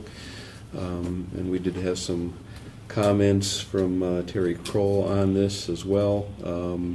But I guess let's start in with, Justin, are you going to take the lead on this? You bet. Very good. So before I get going, a couple housekeeping things. As you go through here, if you see red highlighting over the language, that's language that I'm recommending we remove. If you see blue type, that's language I'm recommending we either modify or put in. So that's kind of the key to deciphering the different changes we're recommending.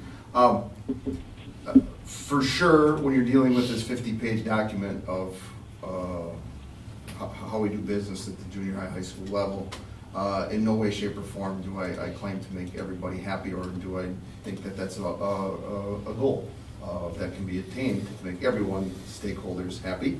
I will say that many, while the comments on the right-hand side, the rationale, those are all my words, that many of the topics addressed in here are throughout the school year, getting input from students, staff, parents is a part of it. And at the end of the year, I do a staff survey, and many of the topics that are addressed in here were thrown out to staff for their thoughts on them. So it was helpful there.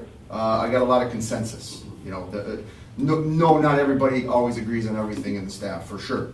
But there was some pretty clear consensus things, and I'll talk through some of those if you have questions as we go through. But I'm going to go through it as quickly as possible because I know I have far more than what Mr. G was really quick. You make me look bad here, Steve. But if you have questions,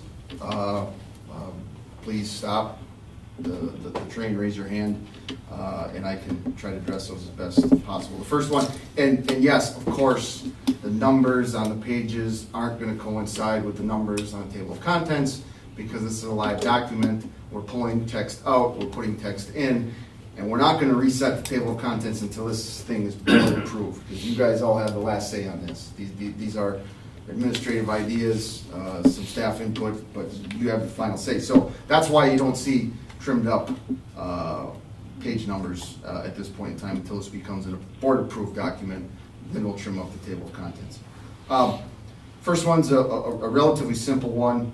The academic awards programming. In the past, and Terry being involved, it might be able to even answer this question. I don't know how far back this change was made, but this change recommended reflects what's been in practice lately, where the students who reach the 24 points get an engraved plaque. It's the one we hand out at graduation, rather than the gold medal. So changing the language to reflect what's been in practice for a bit here. Got it. I will scroll down to the next comment bubble.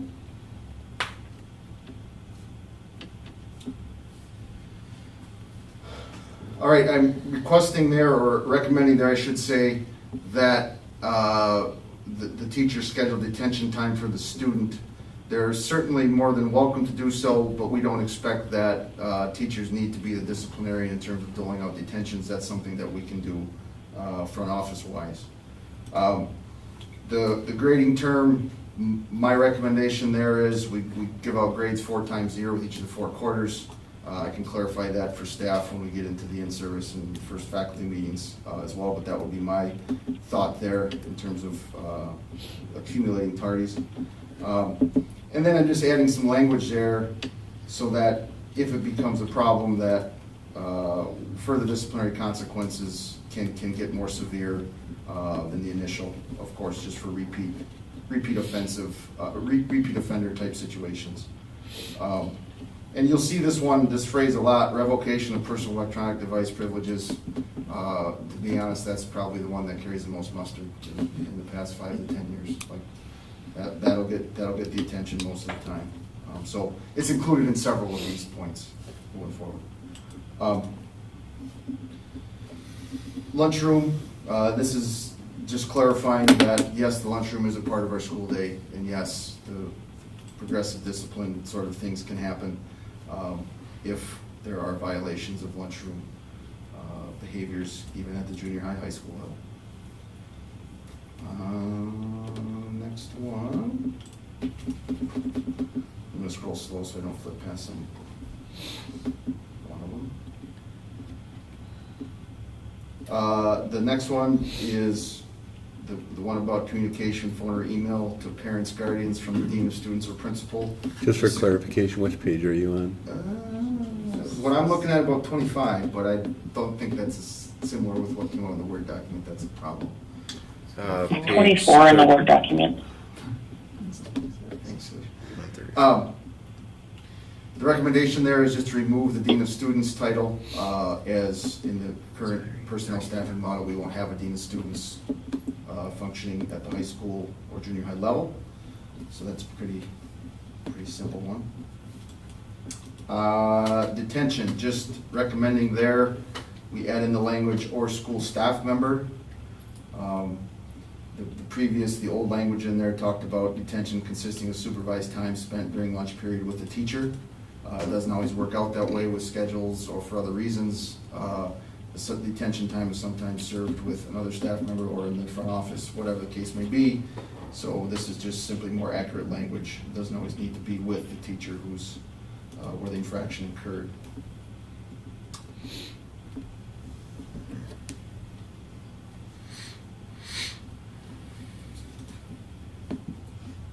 Next one is adding language in to the hats. This one there's a relatively good consensus in terms of what staff, the level at which staff thought this was an issue or should be addressed. That's why you see a little bit more verbiage in there than what there was and clarification. The big problem for me or that I saw was students having hats on their person, hats hanging on their backpack, hats being carried around in the hallway. Staff member addresses it, or it's on their head, staff member addresses it, they walk around the corner and the hat goes back on. Okay? This language will clean up some of that negative interaction. We also are aware there are a few instances outside PE classes, in the welding booths, where hats are not only allowed, but probably recommended or required, right, in some cases. In those situations, we have locker facilities at both places, both ends of the building in those cases where they don't need to be carried around during the school day, just trying to avoid some of that negative interaction. Why is there a time frame? Because I don't think it's productive for us to chase down kids leaving for baseball practice with their baseball hat uniform on, or part of their uniform on at 3:13 or right after school's out. I don't think it's productive nor necessary for staff to be having to chase that down. That's why there's a time frame in there. By the same token, if a kid comes in on a 20-degree below day and they've got their hat on as they walk in the building, I don't think it's productive to sit there and wrestle it off them as they walk in the door. Let them get their locker, take it off. It's off before class at 8:10. I'm good with that. That's my 2 cents. I know there's probably varying opinions on it. But that's something that I can live with in terms of, at the end of the day, it's coming to me anyway in terms of when there's violations, and that's where I'd recommend going with it to stick with the school day. There's a little bit of language in there about what happens if there are violations. Multiple violations, the hat remains in the office and it stays there until such a time as a parent can pick it up. I had a stack of hats at graduation that we gave out to a few parents. Works pretty well. The next one is real close, not to scroll down too far. Removing some language that I've taken out of context could certainly have some double meaning there. I understand why the language is in there, but the phrase, when it talks about teaming up with neighboring classrooms to alleviate gender issues, that could be seen a number of ways. Probably wasn't seen a number of ways when this language was written, and it would be okay, but that's something that, thanks for catching that. I believe that part needs to go. I understand why it's there, because we want for at some point in time when there's contentious dress code issues, it should be addressed by one gender or another educator, but that's something that we take care of internally, and that's in our staff protocol. That doesn't need to be included in the student handbook language. I also wanted to remove the word suspension or expulsion being mentioned as the kind of first line of defense when there's a problem with the dress code. That's not necessarily best practice, nor it's not been put to practice at all in terms of expulsions that I'm aware of for dress codes, but that's what's mentioned, so I'd like to take that out. And it just also clarifies, again, If a student chooses to be non-compliant with initial staff addressing the issue, it gets referred to administrative staff.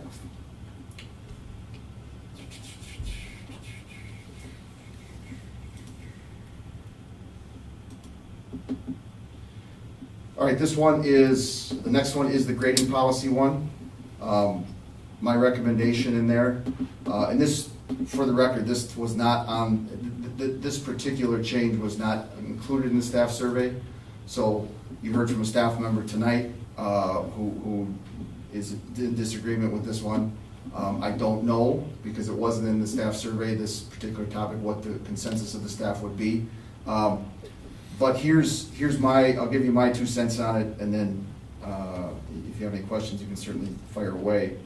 I'm not comfortable with the automatic F.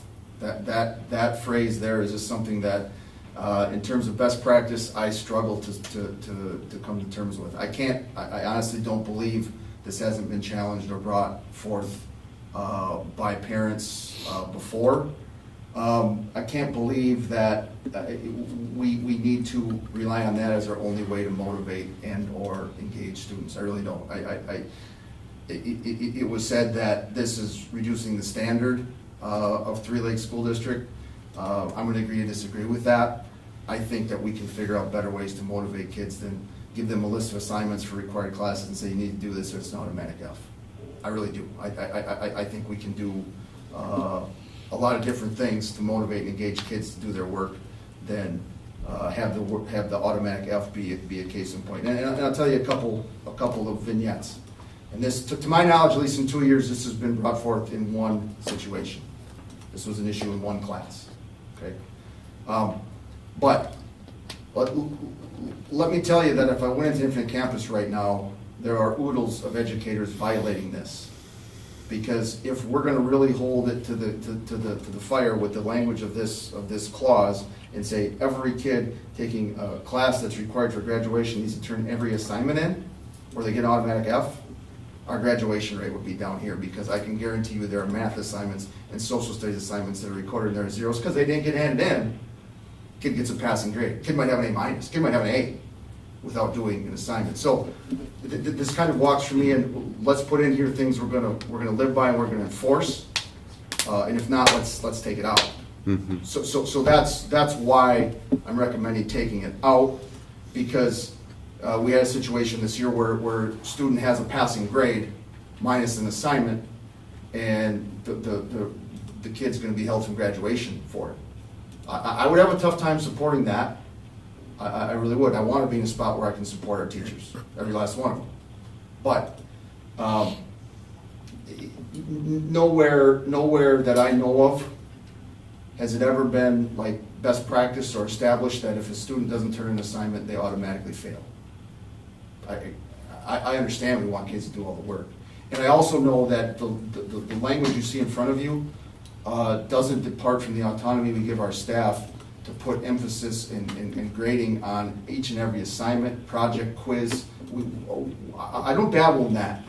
Teachers can give as much emphasis and grade weight on whatever assessments and assignments they give out in their in any given class.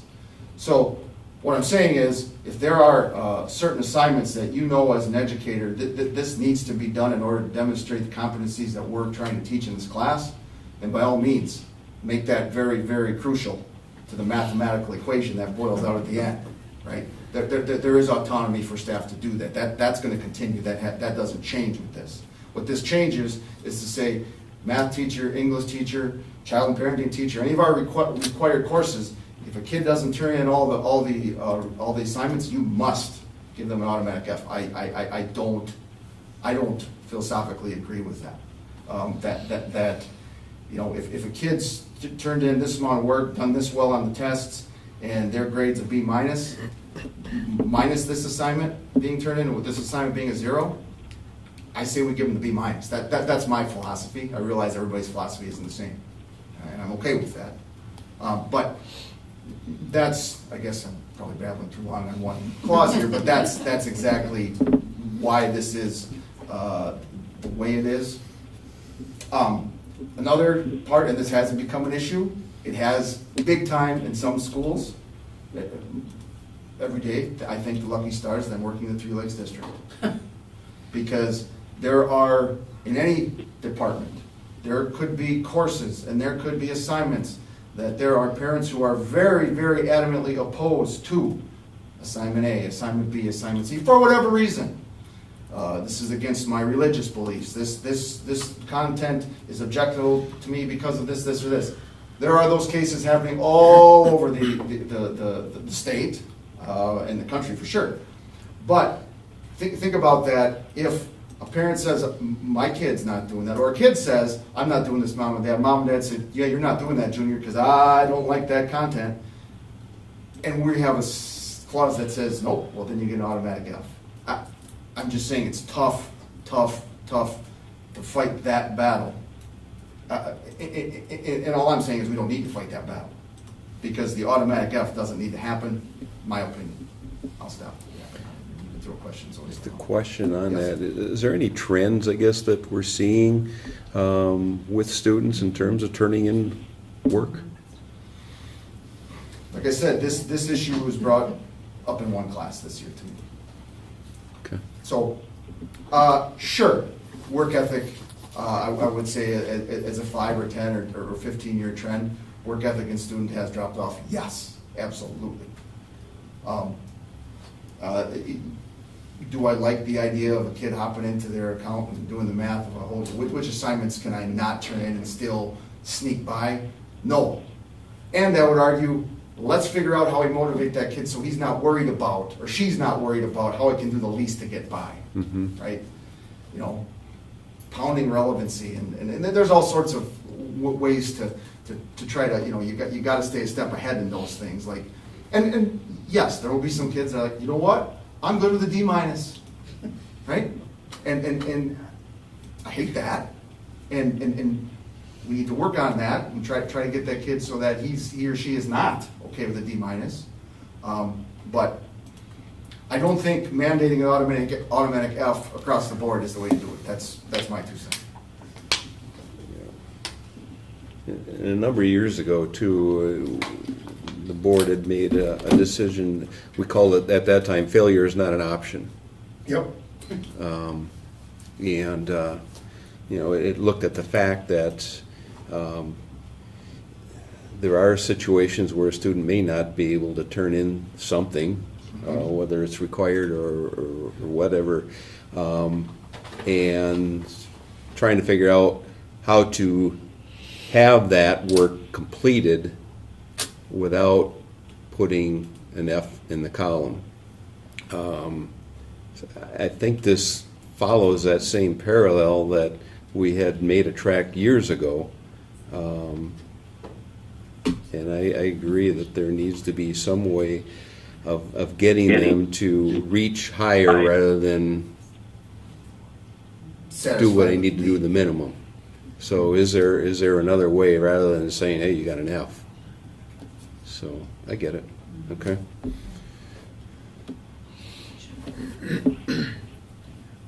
The other, shortly below that, it talks about existing language says by the day before graduation.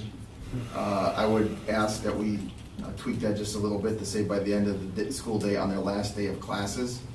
And that just allows it to be a little less frenetic for folks like parents and staff members who are figuring out whether or not their child will be able to participate in graduation ceremony. That's obviously coming right up because typically your last day of senior classes will be that Wednesday, then we got the Thursday to figure things out before Friday morning, whereas as it reads, by Thursday night and then tomorrow morning is graduation practice. You know what I'm saying? It gives us a day buffer. A week would be sweet, but the day would be helpful at that point in kind of the crunch time. That's that one. Lockers. This is an interesting one in that there was no language in here speaking to backpacks whatsoever. This language is now new, and I put a little bit more rationale in that particular comment box than I did in most of them. But the Reader's Digest version is before COVID, there were no backpacks allowed into the classrooms. COVID came, rightfully so, some measures were taken, and in this particular case, it was allowed that backpacks could be taken into classrooms, so there wasn't clustering of kids outside by the lockers, and obviously the lockers are fairly tight together. So, here we sit, the pandemic is done, right? A couple of issues, and I enumerated 3 of them there may be more, but these 3 are the headlines. Like, the first one is the same reason why, even though we're in 3 Lakes and Sugar Camp, we still lock the doors and have security. We live in a time and a place where we can't assume that something that's of danger to a lot of kids and adults is coming in that backpack into the classroom. We can't assume that, even though we're at 3 Lakes, right?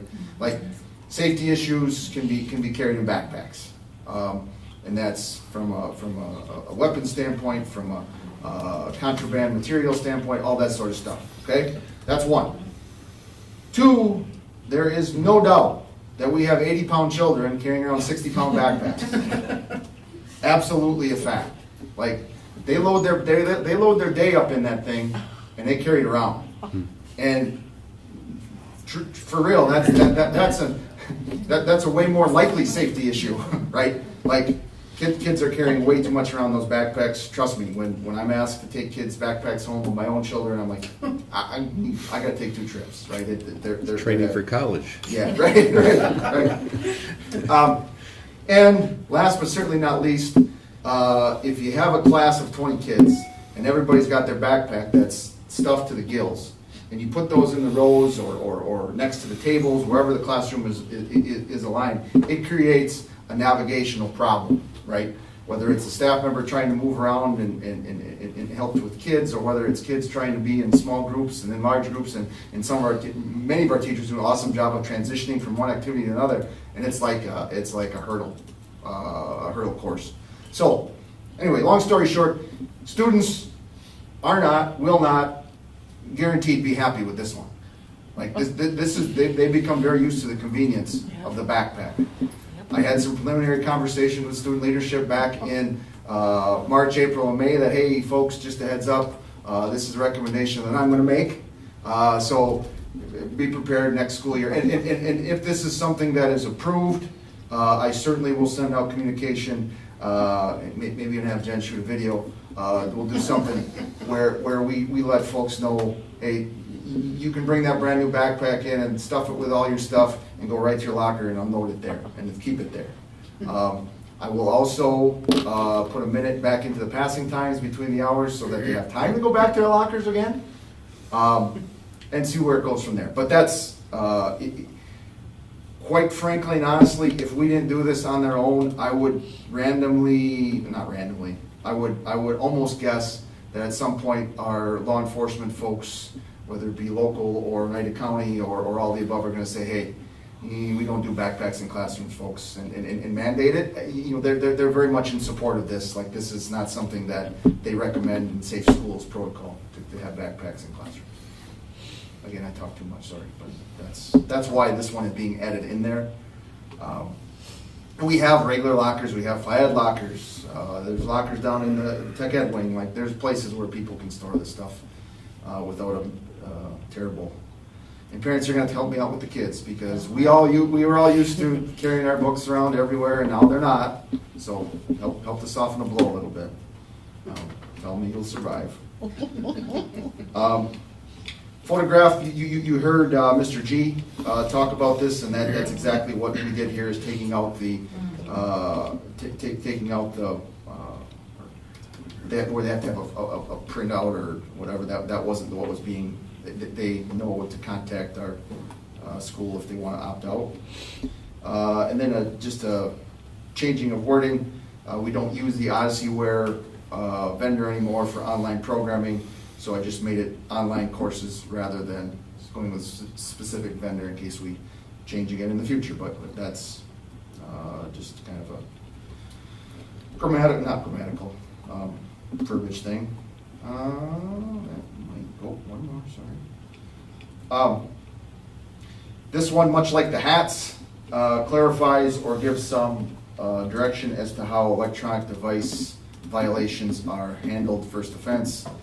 They can come pick up the device in my office at the end of the day.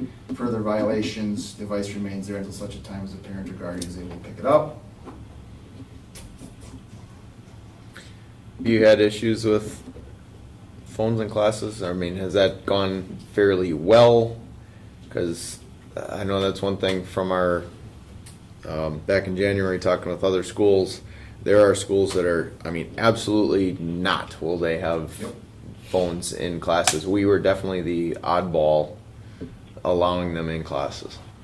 The majority of, and I'm just going now based off of memory in the staff survey, the majority of staff, and it's not a huge majority, but most say it's not a big issue. Some say it's a huge issue. It's not a, if I go by the number of referrals to the office, it's minimal. Very, very few. I maybe half dozen phones through the course of the school year, okay? But if you ask the room full of staff, is a distraction in your classroom, you probably see way more hands go up than 6, right? Like, so, we're plugging along. I'm not recommending a change to the language we have at this point in time. It wasn't that much of an issue to that many people that we need to do wholesale changes at this point, but certainly keeping an eye on it. Yep. That is it. I know that was a lot, sorry. But it is 50 pages, so there's a lot of material to review. Can I go back to page 30? Let's see here.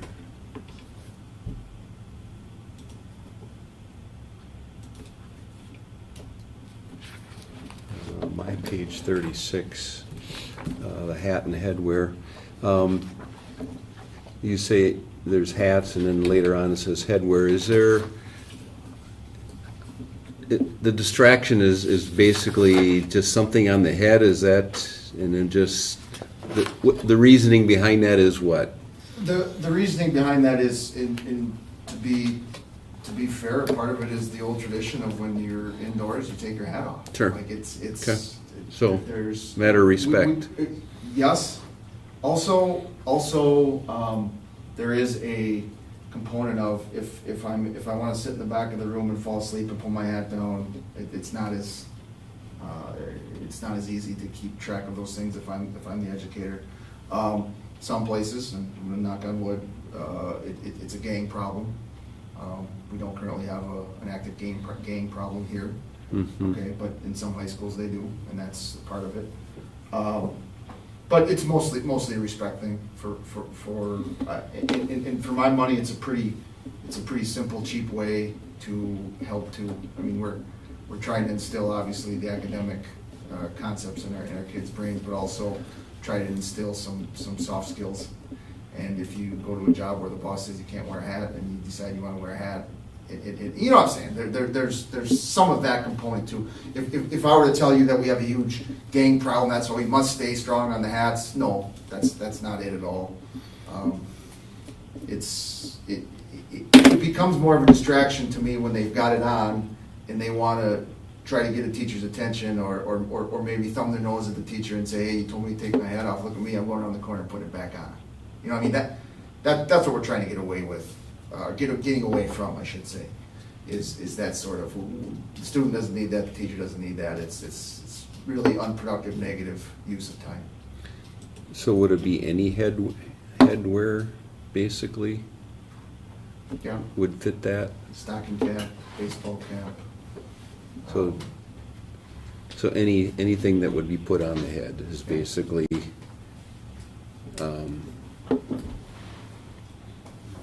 do we just change that word from hats to headwear? I would say put hats and headwear. Okay. That'd be fine with me.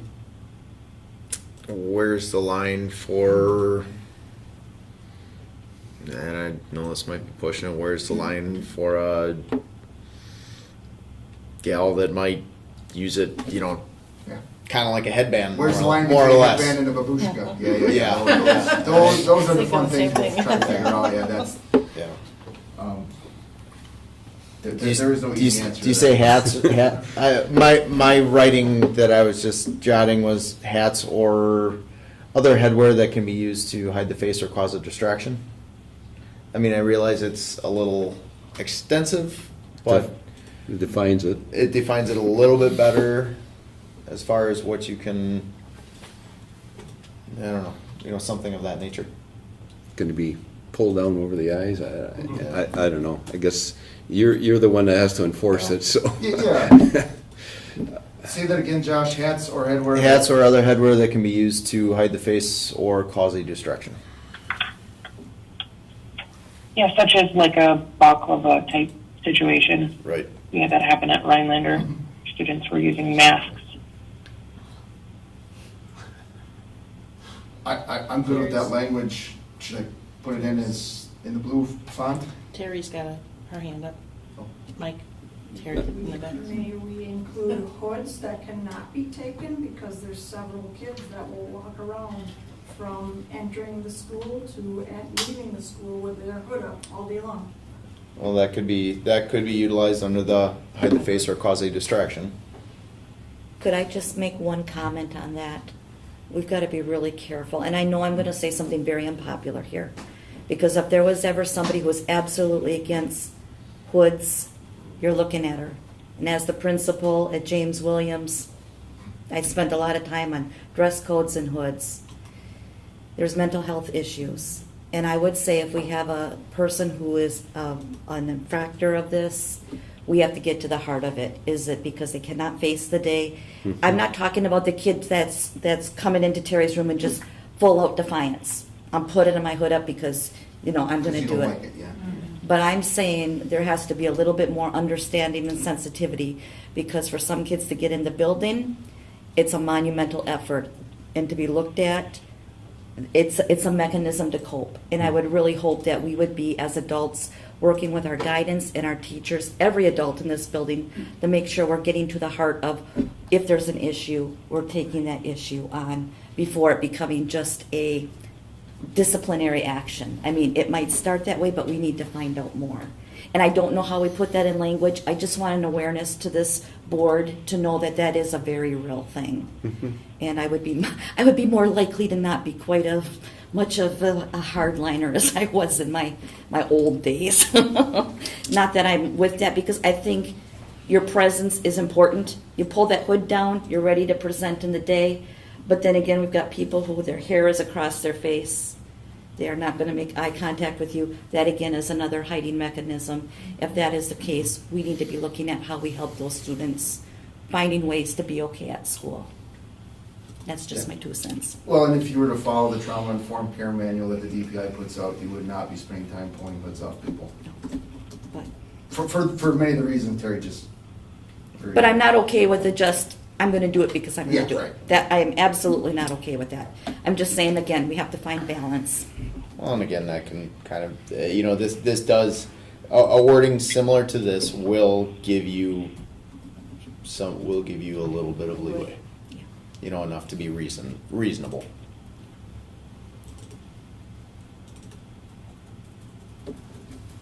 Josh, can you say it one more time just to make sure I get it verbatim? Hats or other headwear that can be used to hide the face or cause a distraction are not to be worn. To your point, Terry, is it something that if a student has an issue facing or has trouble just being in the building in public or whatever, is that something that would be communicated at all? I think it has to be. I think that we as the adults have to be aware of that. We have to know that it's maybe more than an outright defiance type of issue, and we work with that. Not to say that it's okay, but to say, okay, we have to find some measures to help with this. If we had a student who had, and I'm going to say the name wrong, I had a student in junior high who had that disease where you lose your hair, alopecia, Alopecia. okay? Alopecia. Alopecia. And he was ridden hard and ridiculed a lot before. I should have been a better principal at that time, but I just thought he hung out with the kids who were kind of like, I'm going to do what I'm going to want to do. And then when we met, and he explained it to me, and the parent explained it to me, absolutely. There was a reason why he was wearing a stocking hat, as he should have. And guess what? All of his friends knew. We adults didn't know. So I'm just saying I want to be really sensitive to each and every one of our students at the individual basis, while not just throwing in the towel and say, well, anything goes either. So. Do you need to put something in? Do you need maybe just throw in something at the end about special circumstances need to be discussed with the office by the parent or guardian? I don't know, Justin, I'll let you answer that, but my thought is, I don't know that we have to go there. To me, I think it's worth another year of living and seeing where this is cleaned up. And does it rise to the occasion that it not needs to be language, or is it falling under our professional judgment and working with our kids on their individual needs? Yes, the way that this works is if there is a situation that's brought forth, let's say students wearing a hood, and gets referred to the office because they're not complying with, putting the hood down. I'm gonna have a conversation with the kid.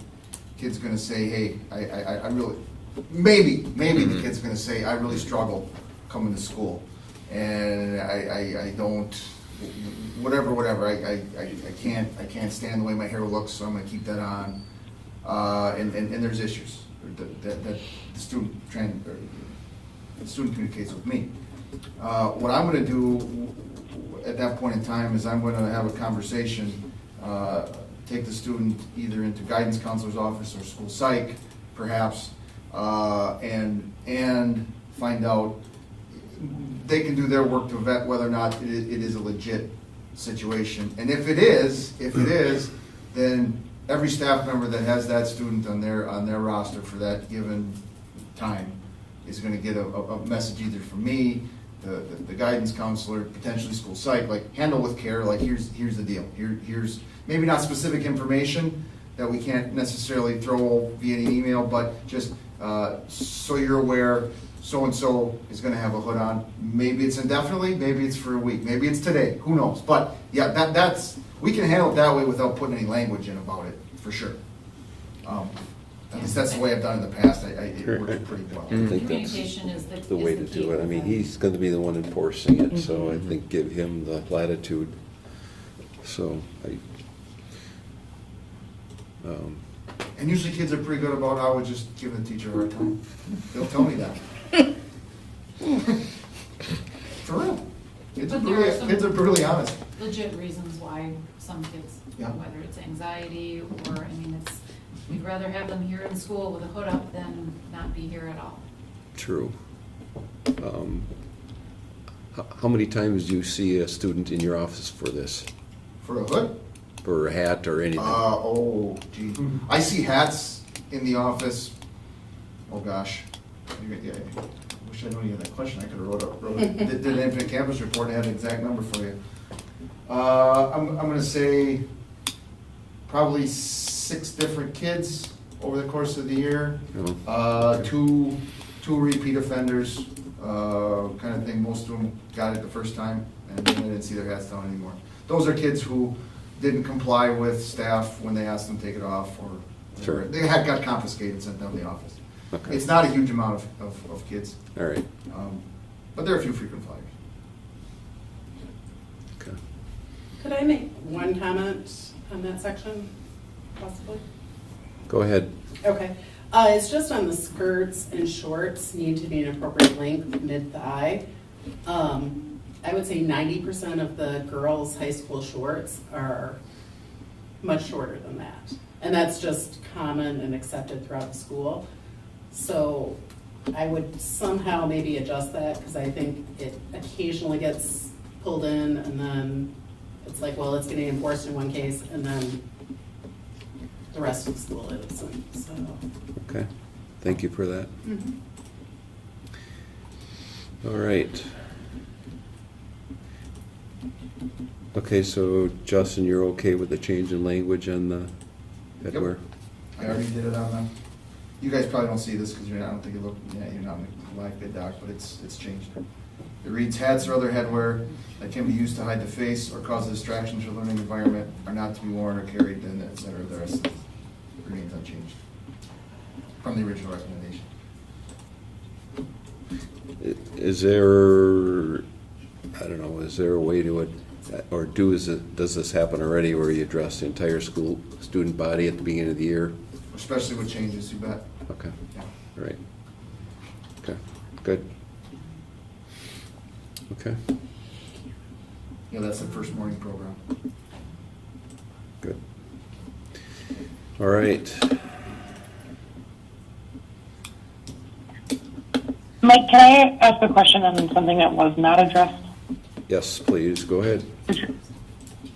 Mr. Zeus, I just had a quick question when reviewing some of the kind of breakouts as far as some of the violations on school property. One I did notice under use or possession of tobacco products.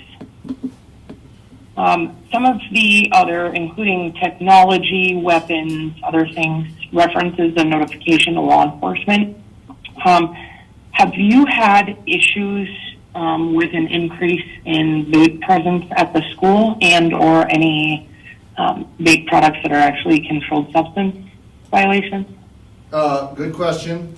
The vape incidents this year were actually, again, knock on wood, down from the year before in the 2 years I've had experience here. So simple answer, no, we haven't seen an increase in terms of vape or controlled substance. The reason I was asking is because that's one of the only violations. It says that it's against the law, but there's no reference in multiple offenses for referral to law enforcement. I know a lot of school districts in the area are doing a zero tolerance policy when it comes to vape. So on first offense at the high school level, they're getting a citation along with it. I didn't know what our every procedure one was. of them goes. We handle it from a school discipline standpoint, and it's referred to law enforcement. What page are you on? So on the Word document, as I'm looking at it, I don't know if it's adjusted since you've made changes, but it starts on page 42, and then continues on 43. It identifies first, second, and third offense. Ours it's 61. What's that? 61 on ours. Okay.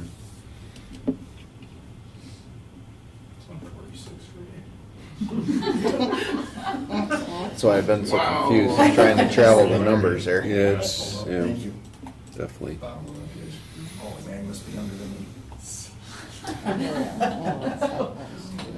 There you are.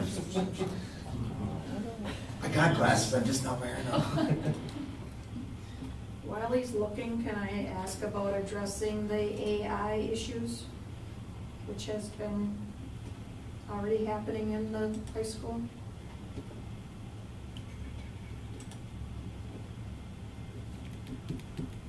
Specifically ChatGPT. Can we come back to it? What is it, GTA? What is it? GPT. Yeah, thanks. I don't know if that's in here, I didn't see anything on that. if there's anything on plagiarism. Well, why don't we address the tobacco and then come back to that, and vaping? All right, thank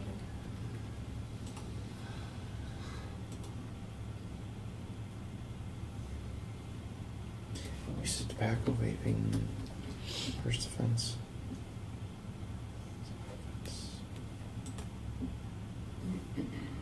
So Alicia, you want to see something in here about referral to law enforcement, is what you're saying? And I guess I just wanted to get Justin's Sure. thoughts on that. I think removing or not having it mentioned, if we look at controlled substances, theft and vandalism, all of the major offenses, violation with weapons, those all reference referrals to law enforcement. And I think that we've had it happen in Three Lakes sports, where students have been in the possession of vape devices. So my concern is because that's become such an epidemic especially for teenagers in the area, that being an option as a referral to law enforcement. Because oftentimes a teacher or staff member may not be able to recognize what they would believe would be a vape is actually marijuana based product or some other controlled substances. They're not just vapes. So the referral to law enforcement in practice happens, first offense, second offense, every offense. So I got no problem putting it putting that language at the end of each one of those first, second, third for use of possession of tobacco. Thanks for catching that. I was unaware that it wasn't listed there. Or you could put it in the paragraph and just say, referenced or law enforcement will be notified upon all offenses. Yeah. All applicable offenses, yeah. And the I mean, it just- only other thing that I had was a reference to student behaviors, including violence, that it says in the handbook should be avoided. I just had concern with that language. I'll find you the actual paragraph. Under general student conduct, it says conduct that causes harm to others, damages student property, or disrupts the orderly operation of the school should be avoided. Page 31. Where are we at? 31. Page 31. Page 31. Some of this stuff has been in there for a century. I feel like at Three Lakes, we shouldn't be avoiding those behaviors. We should not have a tolerance for, we should have zero tolerance for those behaviors.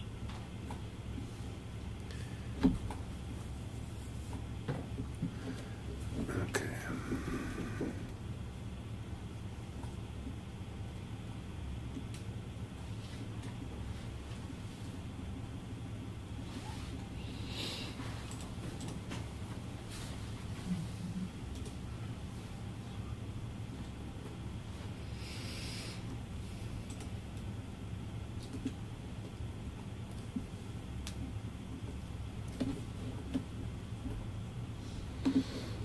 So instead of putting should be avoided, will be grounds for disciplinary referral.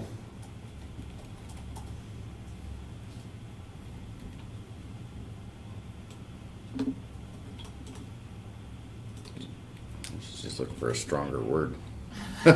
What's that? I think just looking for Or a shall stronger not be word. tolerated? Yeah, shall not be tolerated, Right. and then add your will be grounds for disciplinary. You should state both. Sorry to delay. I just saw that language and it made my hair stand up. Sure.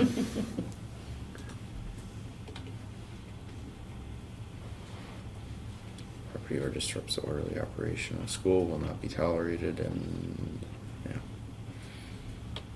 disciplinary action may be required. Yeah.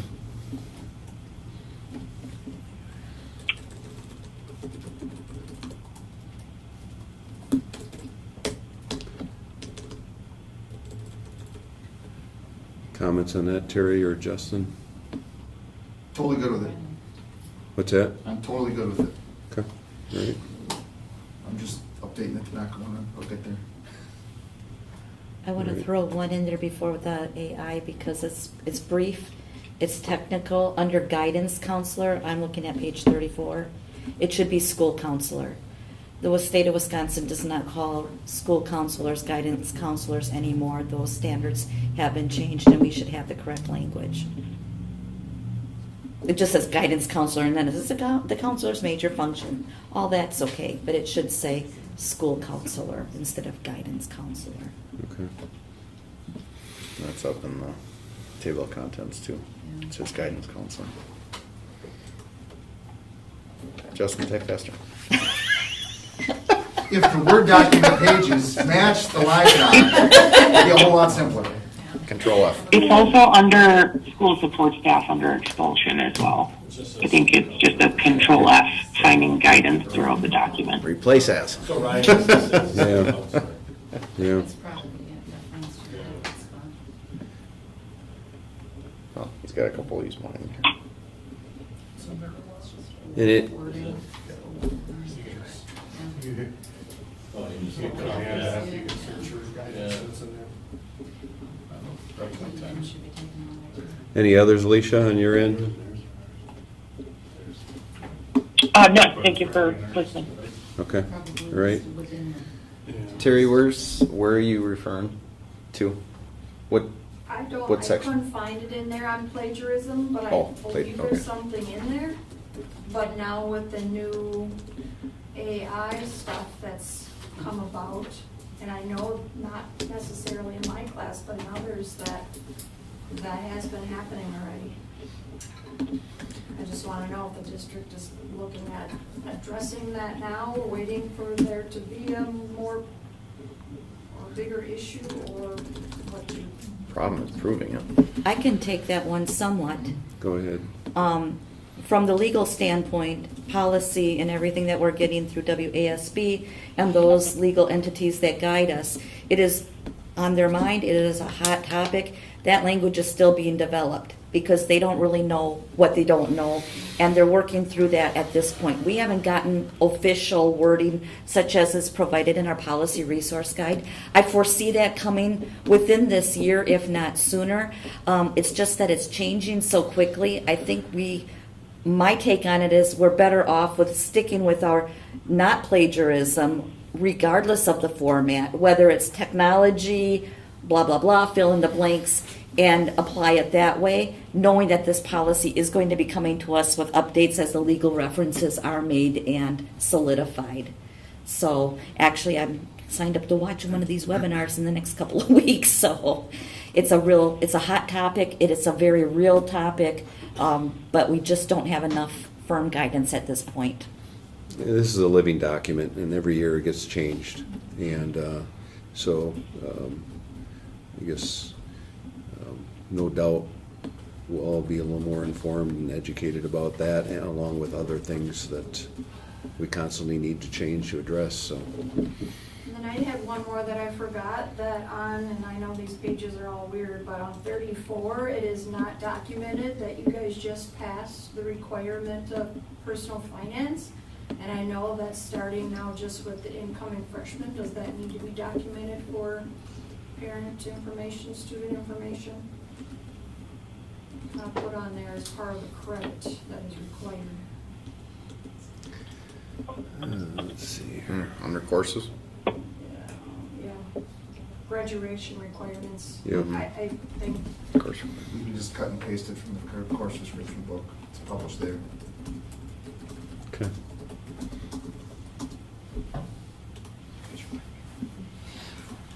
All right.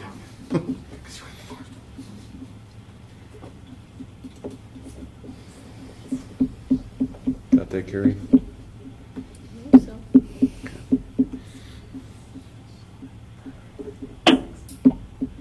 So I guess one thing that I had, and I already discussed this a little bit with Justin, was and I totally get where this is going. The removing of the gold medal for the academic excellence stuff, and he informed me that, and this is dating me a little bit, that the letter jackets are no longer a thing. Is there something that we should start looking into that can help to promote school pride, I guess. While letter jackets might not be any longer, is there something that we can start or move or bring back, or I don't know, something. Something that they could wear, Yeah. but not be the letter Something like a jacket. shadow box, because you give these kids these letters and numerals and chevrons and Yeah. things, and they never do anything with them. Sure. So that's something that I wanted to find, something where, let's give this a meaning, a place, Yeah. you know, where do they put it? And that's something that we kind of looked at one point in time, is like, you know, like a shadow box where they can put all that stuff into. Well, and everybody does a block, you know, do they still do a woodworking block class or some sort of a tech ed? You know, that might be able to be, you know, an item that gets made in middle school, you know, in preparation for high school. I don't know, just a thought that I had that kind of brought up through this. You're absolutely right. I think there's one kid in the high school right now that has a letter jacket, and that's LJ Jersey, I think, bought one. You're better than I, because when I was talking with Josh the other day, I couldn't think of one. Yeah, I think he wanted one, and I think that he was. Give to your girlfriend, come on now. You know, and maybe it doesn't have to be as heavy or, you know, the same look as a letter jacket, but, you know, even if maybe there's a different form of a jacket or something, you know, it used to be sweaters. Yeah. You know, way back when. You Yes, know? my dad. You know, so maybe it's, like I said, I like the shadow box idea too. You know, just, We just, you know, I something to wanted keep your I wanted eyes and ears do open. something. You give Yeah. it to them, and they don't do anything with Yeah. it. So it's like, I felt really, and that's something that I struggled with, or I wanted to find when I was activities director, that, but we thought about like doing a shadow box or something like that, where they could, but if they could build it in 8th grade, then maybe that'd be something pretty cool. I don't know, to us, but is it too cool to the kids? No. You know? Or do we start giving out something else? Yeah. Do we Maybe- get away from the letters? And, Yeah. you You know? don't need. Maybe a student council project. Yeah. That might not be a good idea. So, Sorry on the sidebar there, but it just got brought up by that. yeah. Gold Guard on. So, all right. I trust Justin has made some notes on these changes. Okay. All right, appreciate the input, and any further questions? All right, someone prepared to make a motion. Sorry, I'll make a motion to approve the revisions to the 2023-2024 7 through 12 student handbook as presented, Second. With modifications? with the identified modifications in the meeting. Okay. All right, so that's the motion, and you're all. Second.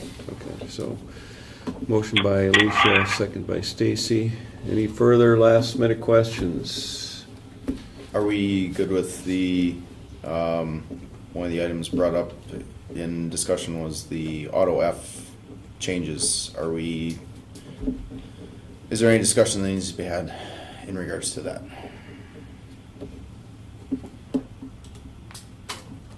I mean, I know you had thrown in your 2 cents. We had last left that at, basically leaving, I thought the language as Okay. wrote in there, so. Okay. Yeah, Okay. I thought that reflected basically. Okay. Yep. Just Thanks for making asking. sure. Okay. Okay, so motion and a second on the table. Any other questions? All those in favor of the motion signify by stating aye. Aye. Aye, opposed.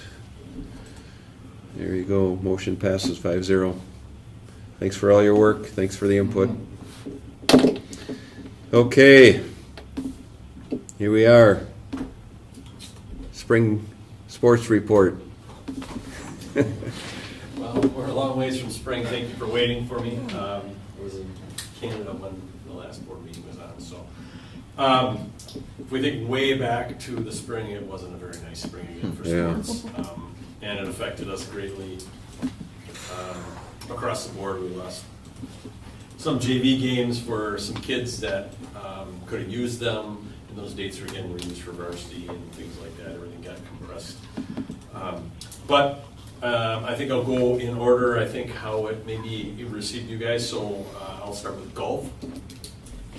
Golf had a full JV and a full varsity team. That's kind of a first, and now golf is actually taking off, and we've actually started at the middle school level as well.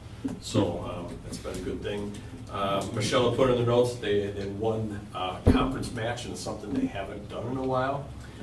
They finished second in the conference overall.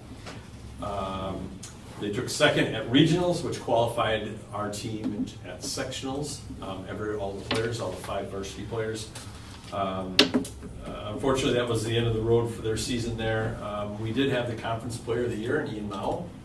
And we did have 2 second-team all-conference players. The team looks to be pretty strong for next year. We did not have any Phelps participants, even though we are co-op with them. So we didn't have anybody take that up with us this year.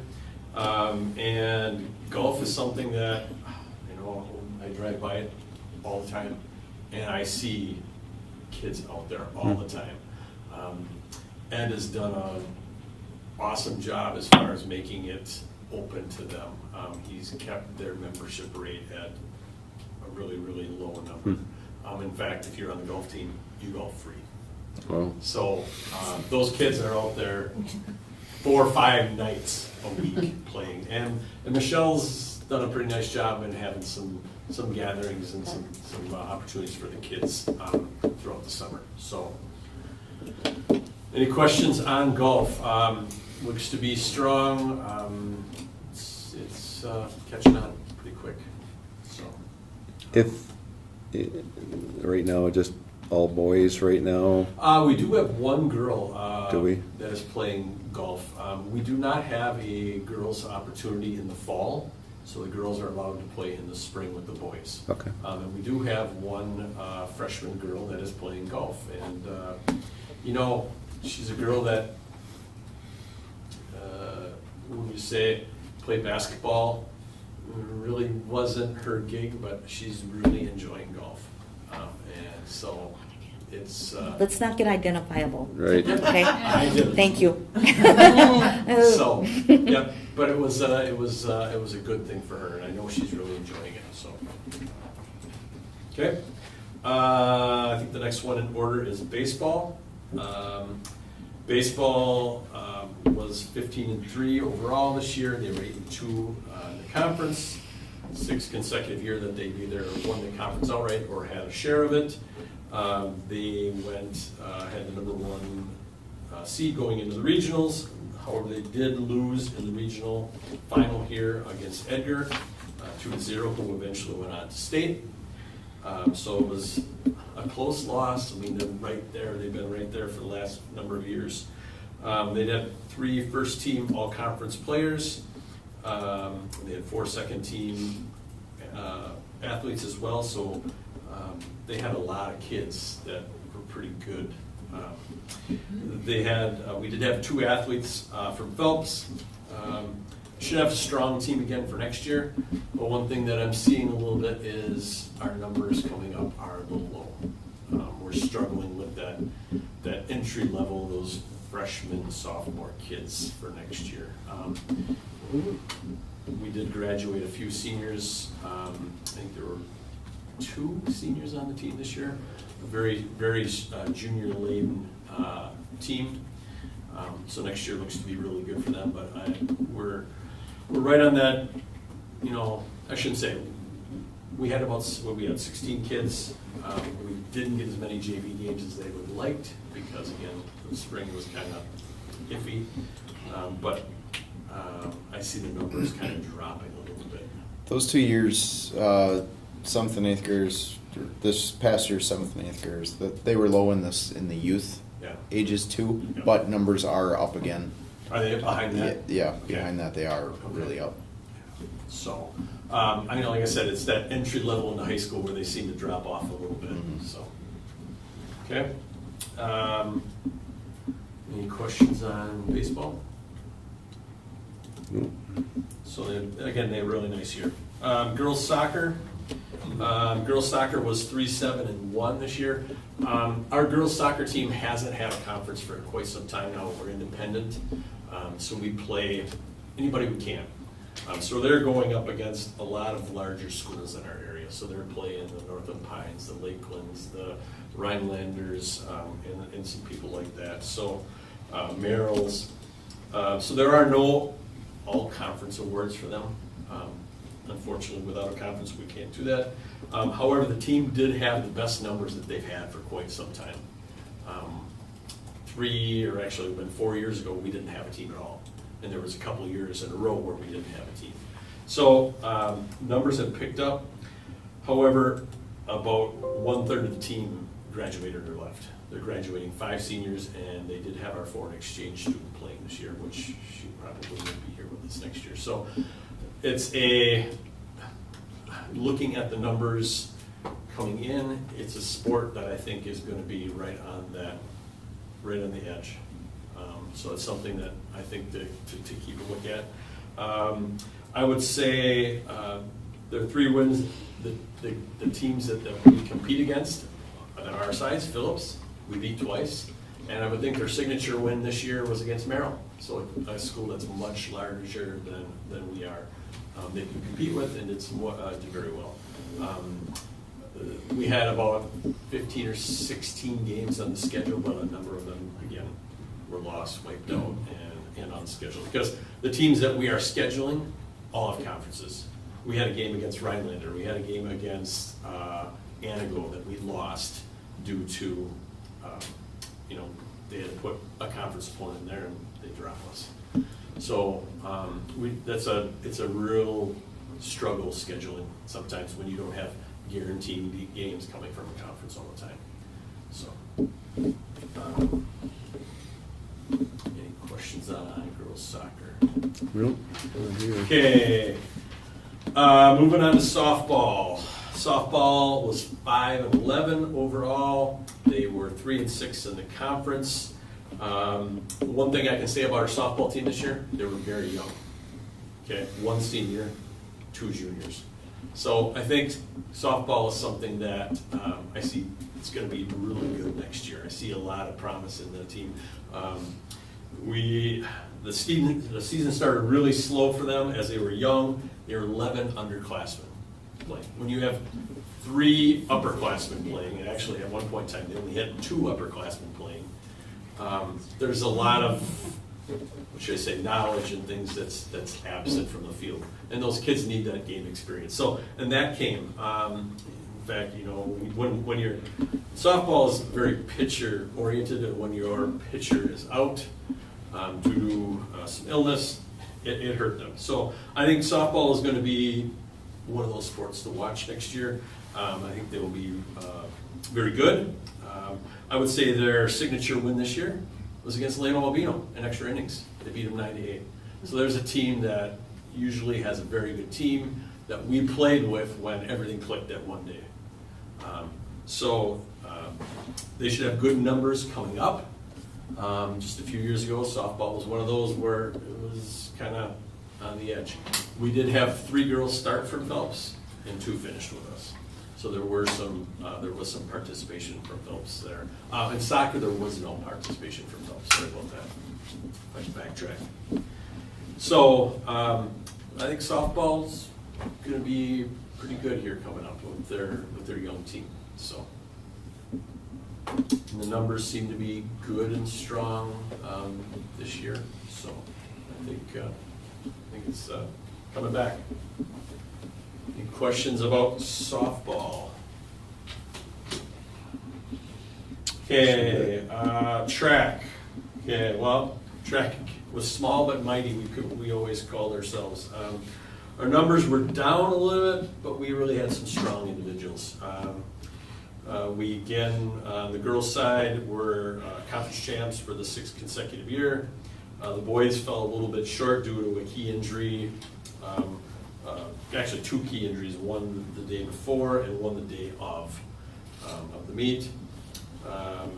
The girls and boys did have the field athlete in the year for the conference, one being Gus Fink and Callie Volk.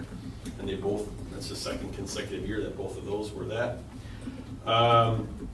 The girls also had 5 other first team all-conference girls, and Gus was the only all-conference boy, or first team all-conference there. We ended up, oh yeah, Ethan Patricus, yes, I'm sorry about that. Ethan was first team all-conference as well, yes. The girls, on the girls' side, they ended up qualifying 2 girls to the state tournament.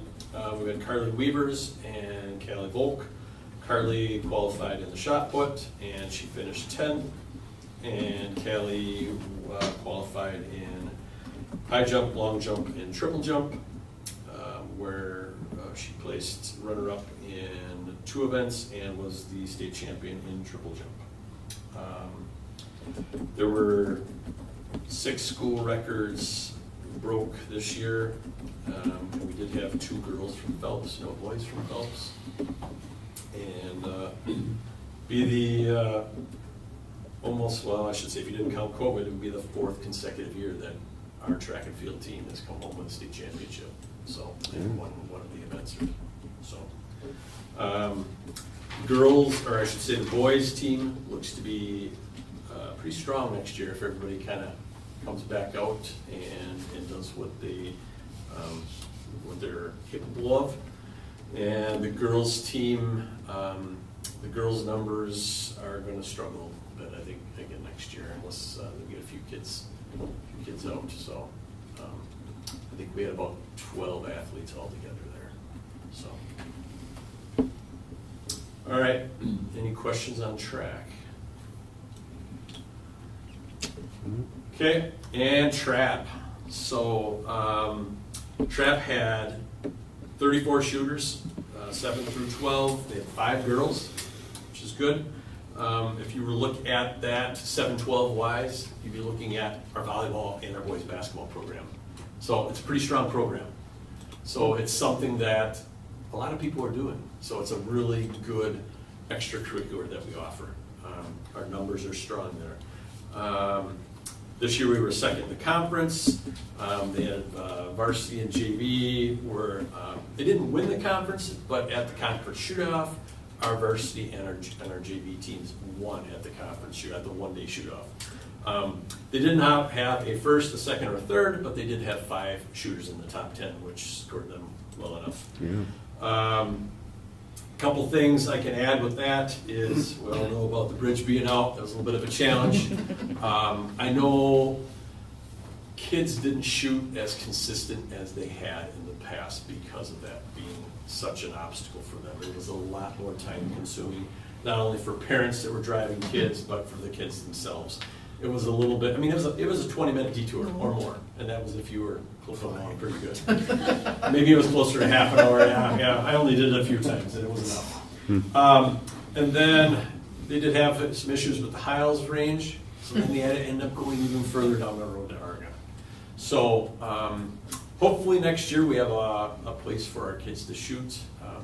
You know, it's something that at our Fish and Wildlife meeting we've discussed a little bit about hopefully maybe having an alternative site for our students to shoot at rather than Hiles or Argonne. So something that we're working on with some friends and neighbors of ours. So, but that's what I have for our spring sports. Al did a good job enticing them with food to get them Did going. he? Work with my boys. I mean, Russell didn't care about the gas; he was on it. Yeah, and They got a case of donuts. Or and I know a lot of the athletes didn't shoot as consistent after practices as they had in the But he past. tried. Al did a good job. Because they wouldn't get home until Yeah, it was late. It was late. So, but I think it's a great activity. It's a great extracurricular. It's outside the box of your traditional sports, so it can involve anyone. So thank you for waiting for me. I appreciate it, and I'd also like to thank you guys.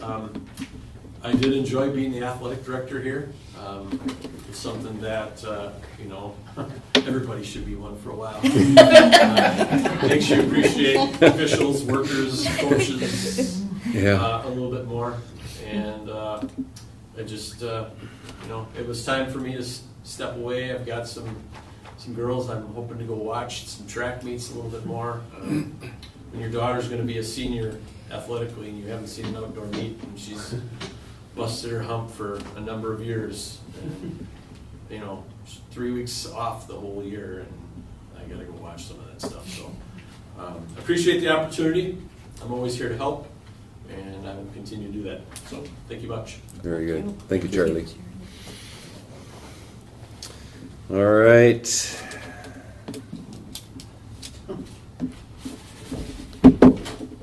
School Forest Camp 3 update report.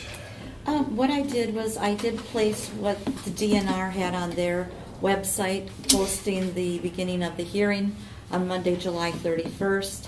It's scheduled for 3 days. I've mentioned this before, but I just wanted to have a place where you and our public could reference it for what the case entails. It gives a little bit more information. I thought it was a good place to go to.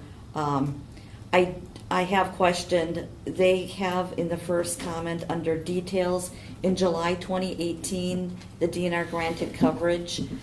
We didn't, that is a misprint on their part, I believe. I did point that out. It has not been addressed that I know of. This comes off of the legal document that we have received. I did not type this. This is what's on DNR government website. So I just want to clarify that for you right now. That's not district. But it does say where the location is. It does say the plan is for up to 3 days, no later than 3 p.m. on the third day. And it also mentions that there will be an opportunity for presentation of comments, and that they will restrict that according to the length of time and people who want to speak. That will be determined by the administrative law judge. So that's what I have for you there. Very good. Okay. Thank you for that information. District-related positive happenings.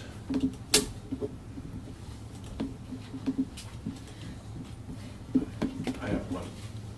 So July 1st, we had our Athletic Hall of Fame banquet again, and we had about 105 people in attendance. We raised around $3,000, so hopefully we'll find a place for some of that stuff here at the school. So it was well attended. It was a good night, fireworks afterwards. Yeah. So was a little worried about that, but it was a good night for all. So Excellent. it was our 5th class that went in. So hopefully continue to do that. Very good. Yeah. Heard some good things about it, so. Yep, it was a good night. Yeah.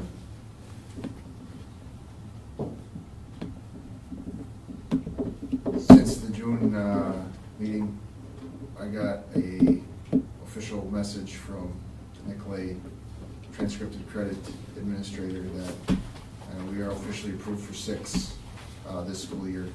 Transcripted credit courses taught in-house by our people. So that's a dramatic increase in a very short amount of time.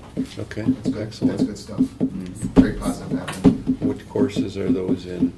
A mix of in social studies, psych classes, and then in a whole grab bag of classes, Microsoft Office, and in the business department. Okay. That's Great. off for just a second. That's good. Somebody else can Moving go. the right way. Very good. All right, we can move on then to the WASB correspondence updates. Anything there, Terry? I did have a couple of things just for you to look at. The published resolutions from last year came this week, so I just put it out on the table for you to take a look at if you would like to do so. I did start reviewing the school perceptions survey that you guys did. That also works with WASB. I don't have any information on that because I've just started looking at it and seeing where we're at there. And One thing that's not WASB, but I think I should mention because it relates to the CISA annual meeting. Alicia, I believe you will not be back at that point in time. Am I correct? It's August 7th? I don't know if she heard us. Or if she's Did we there. lose her? Or we maybe lost her. Oh, boy. Huh. Well, I will communicate by email with Alicia, but what I did find out was I had asked if we could have our alternate because Stacy had volunteered to attend if it worked out. But I did learn that you can't vote. You could certainly attend, anybody can attend, but there'll be minutes taken and such. So we can have representation, but it'd be just to be present. And it's not done virtually. This is the one meeting they won't do virtually. So that's the information I had on that one. Well, we had her at the last vote. Yeah.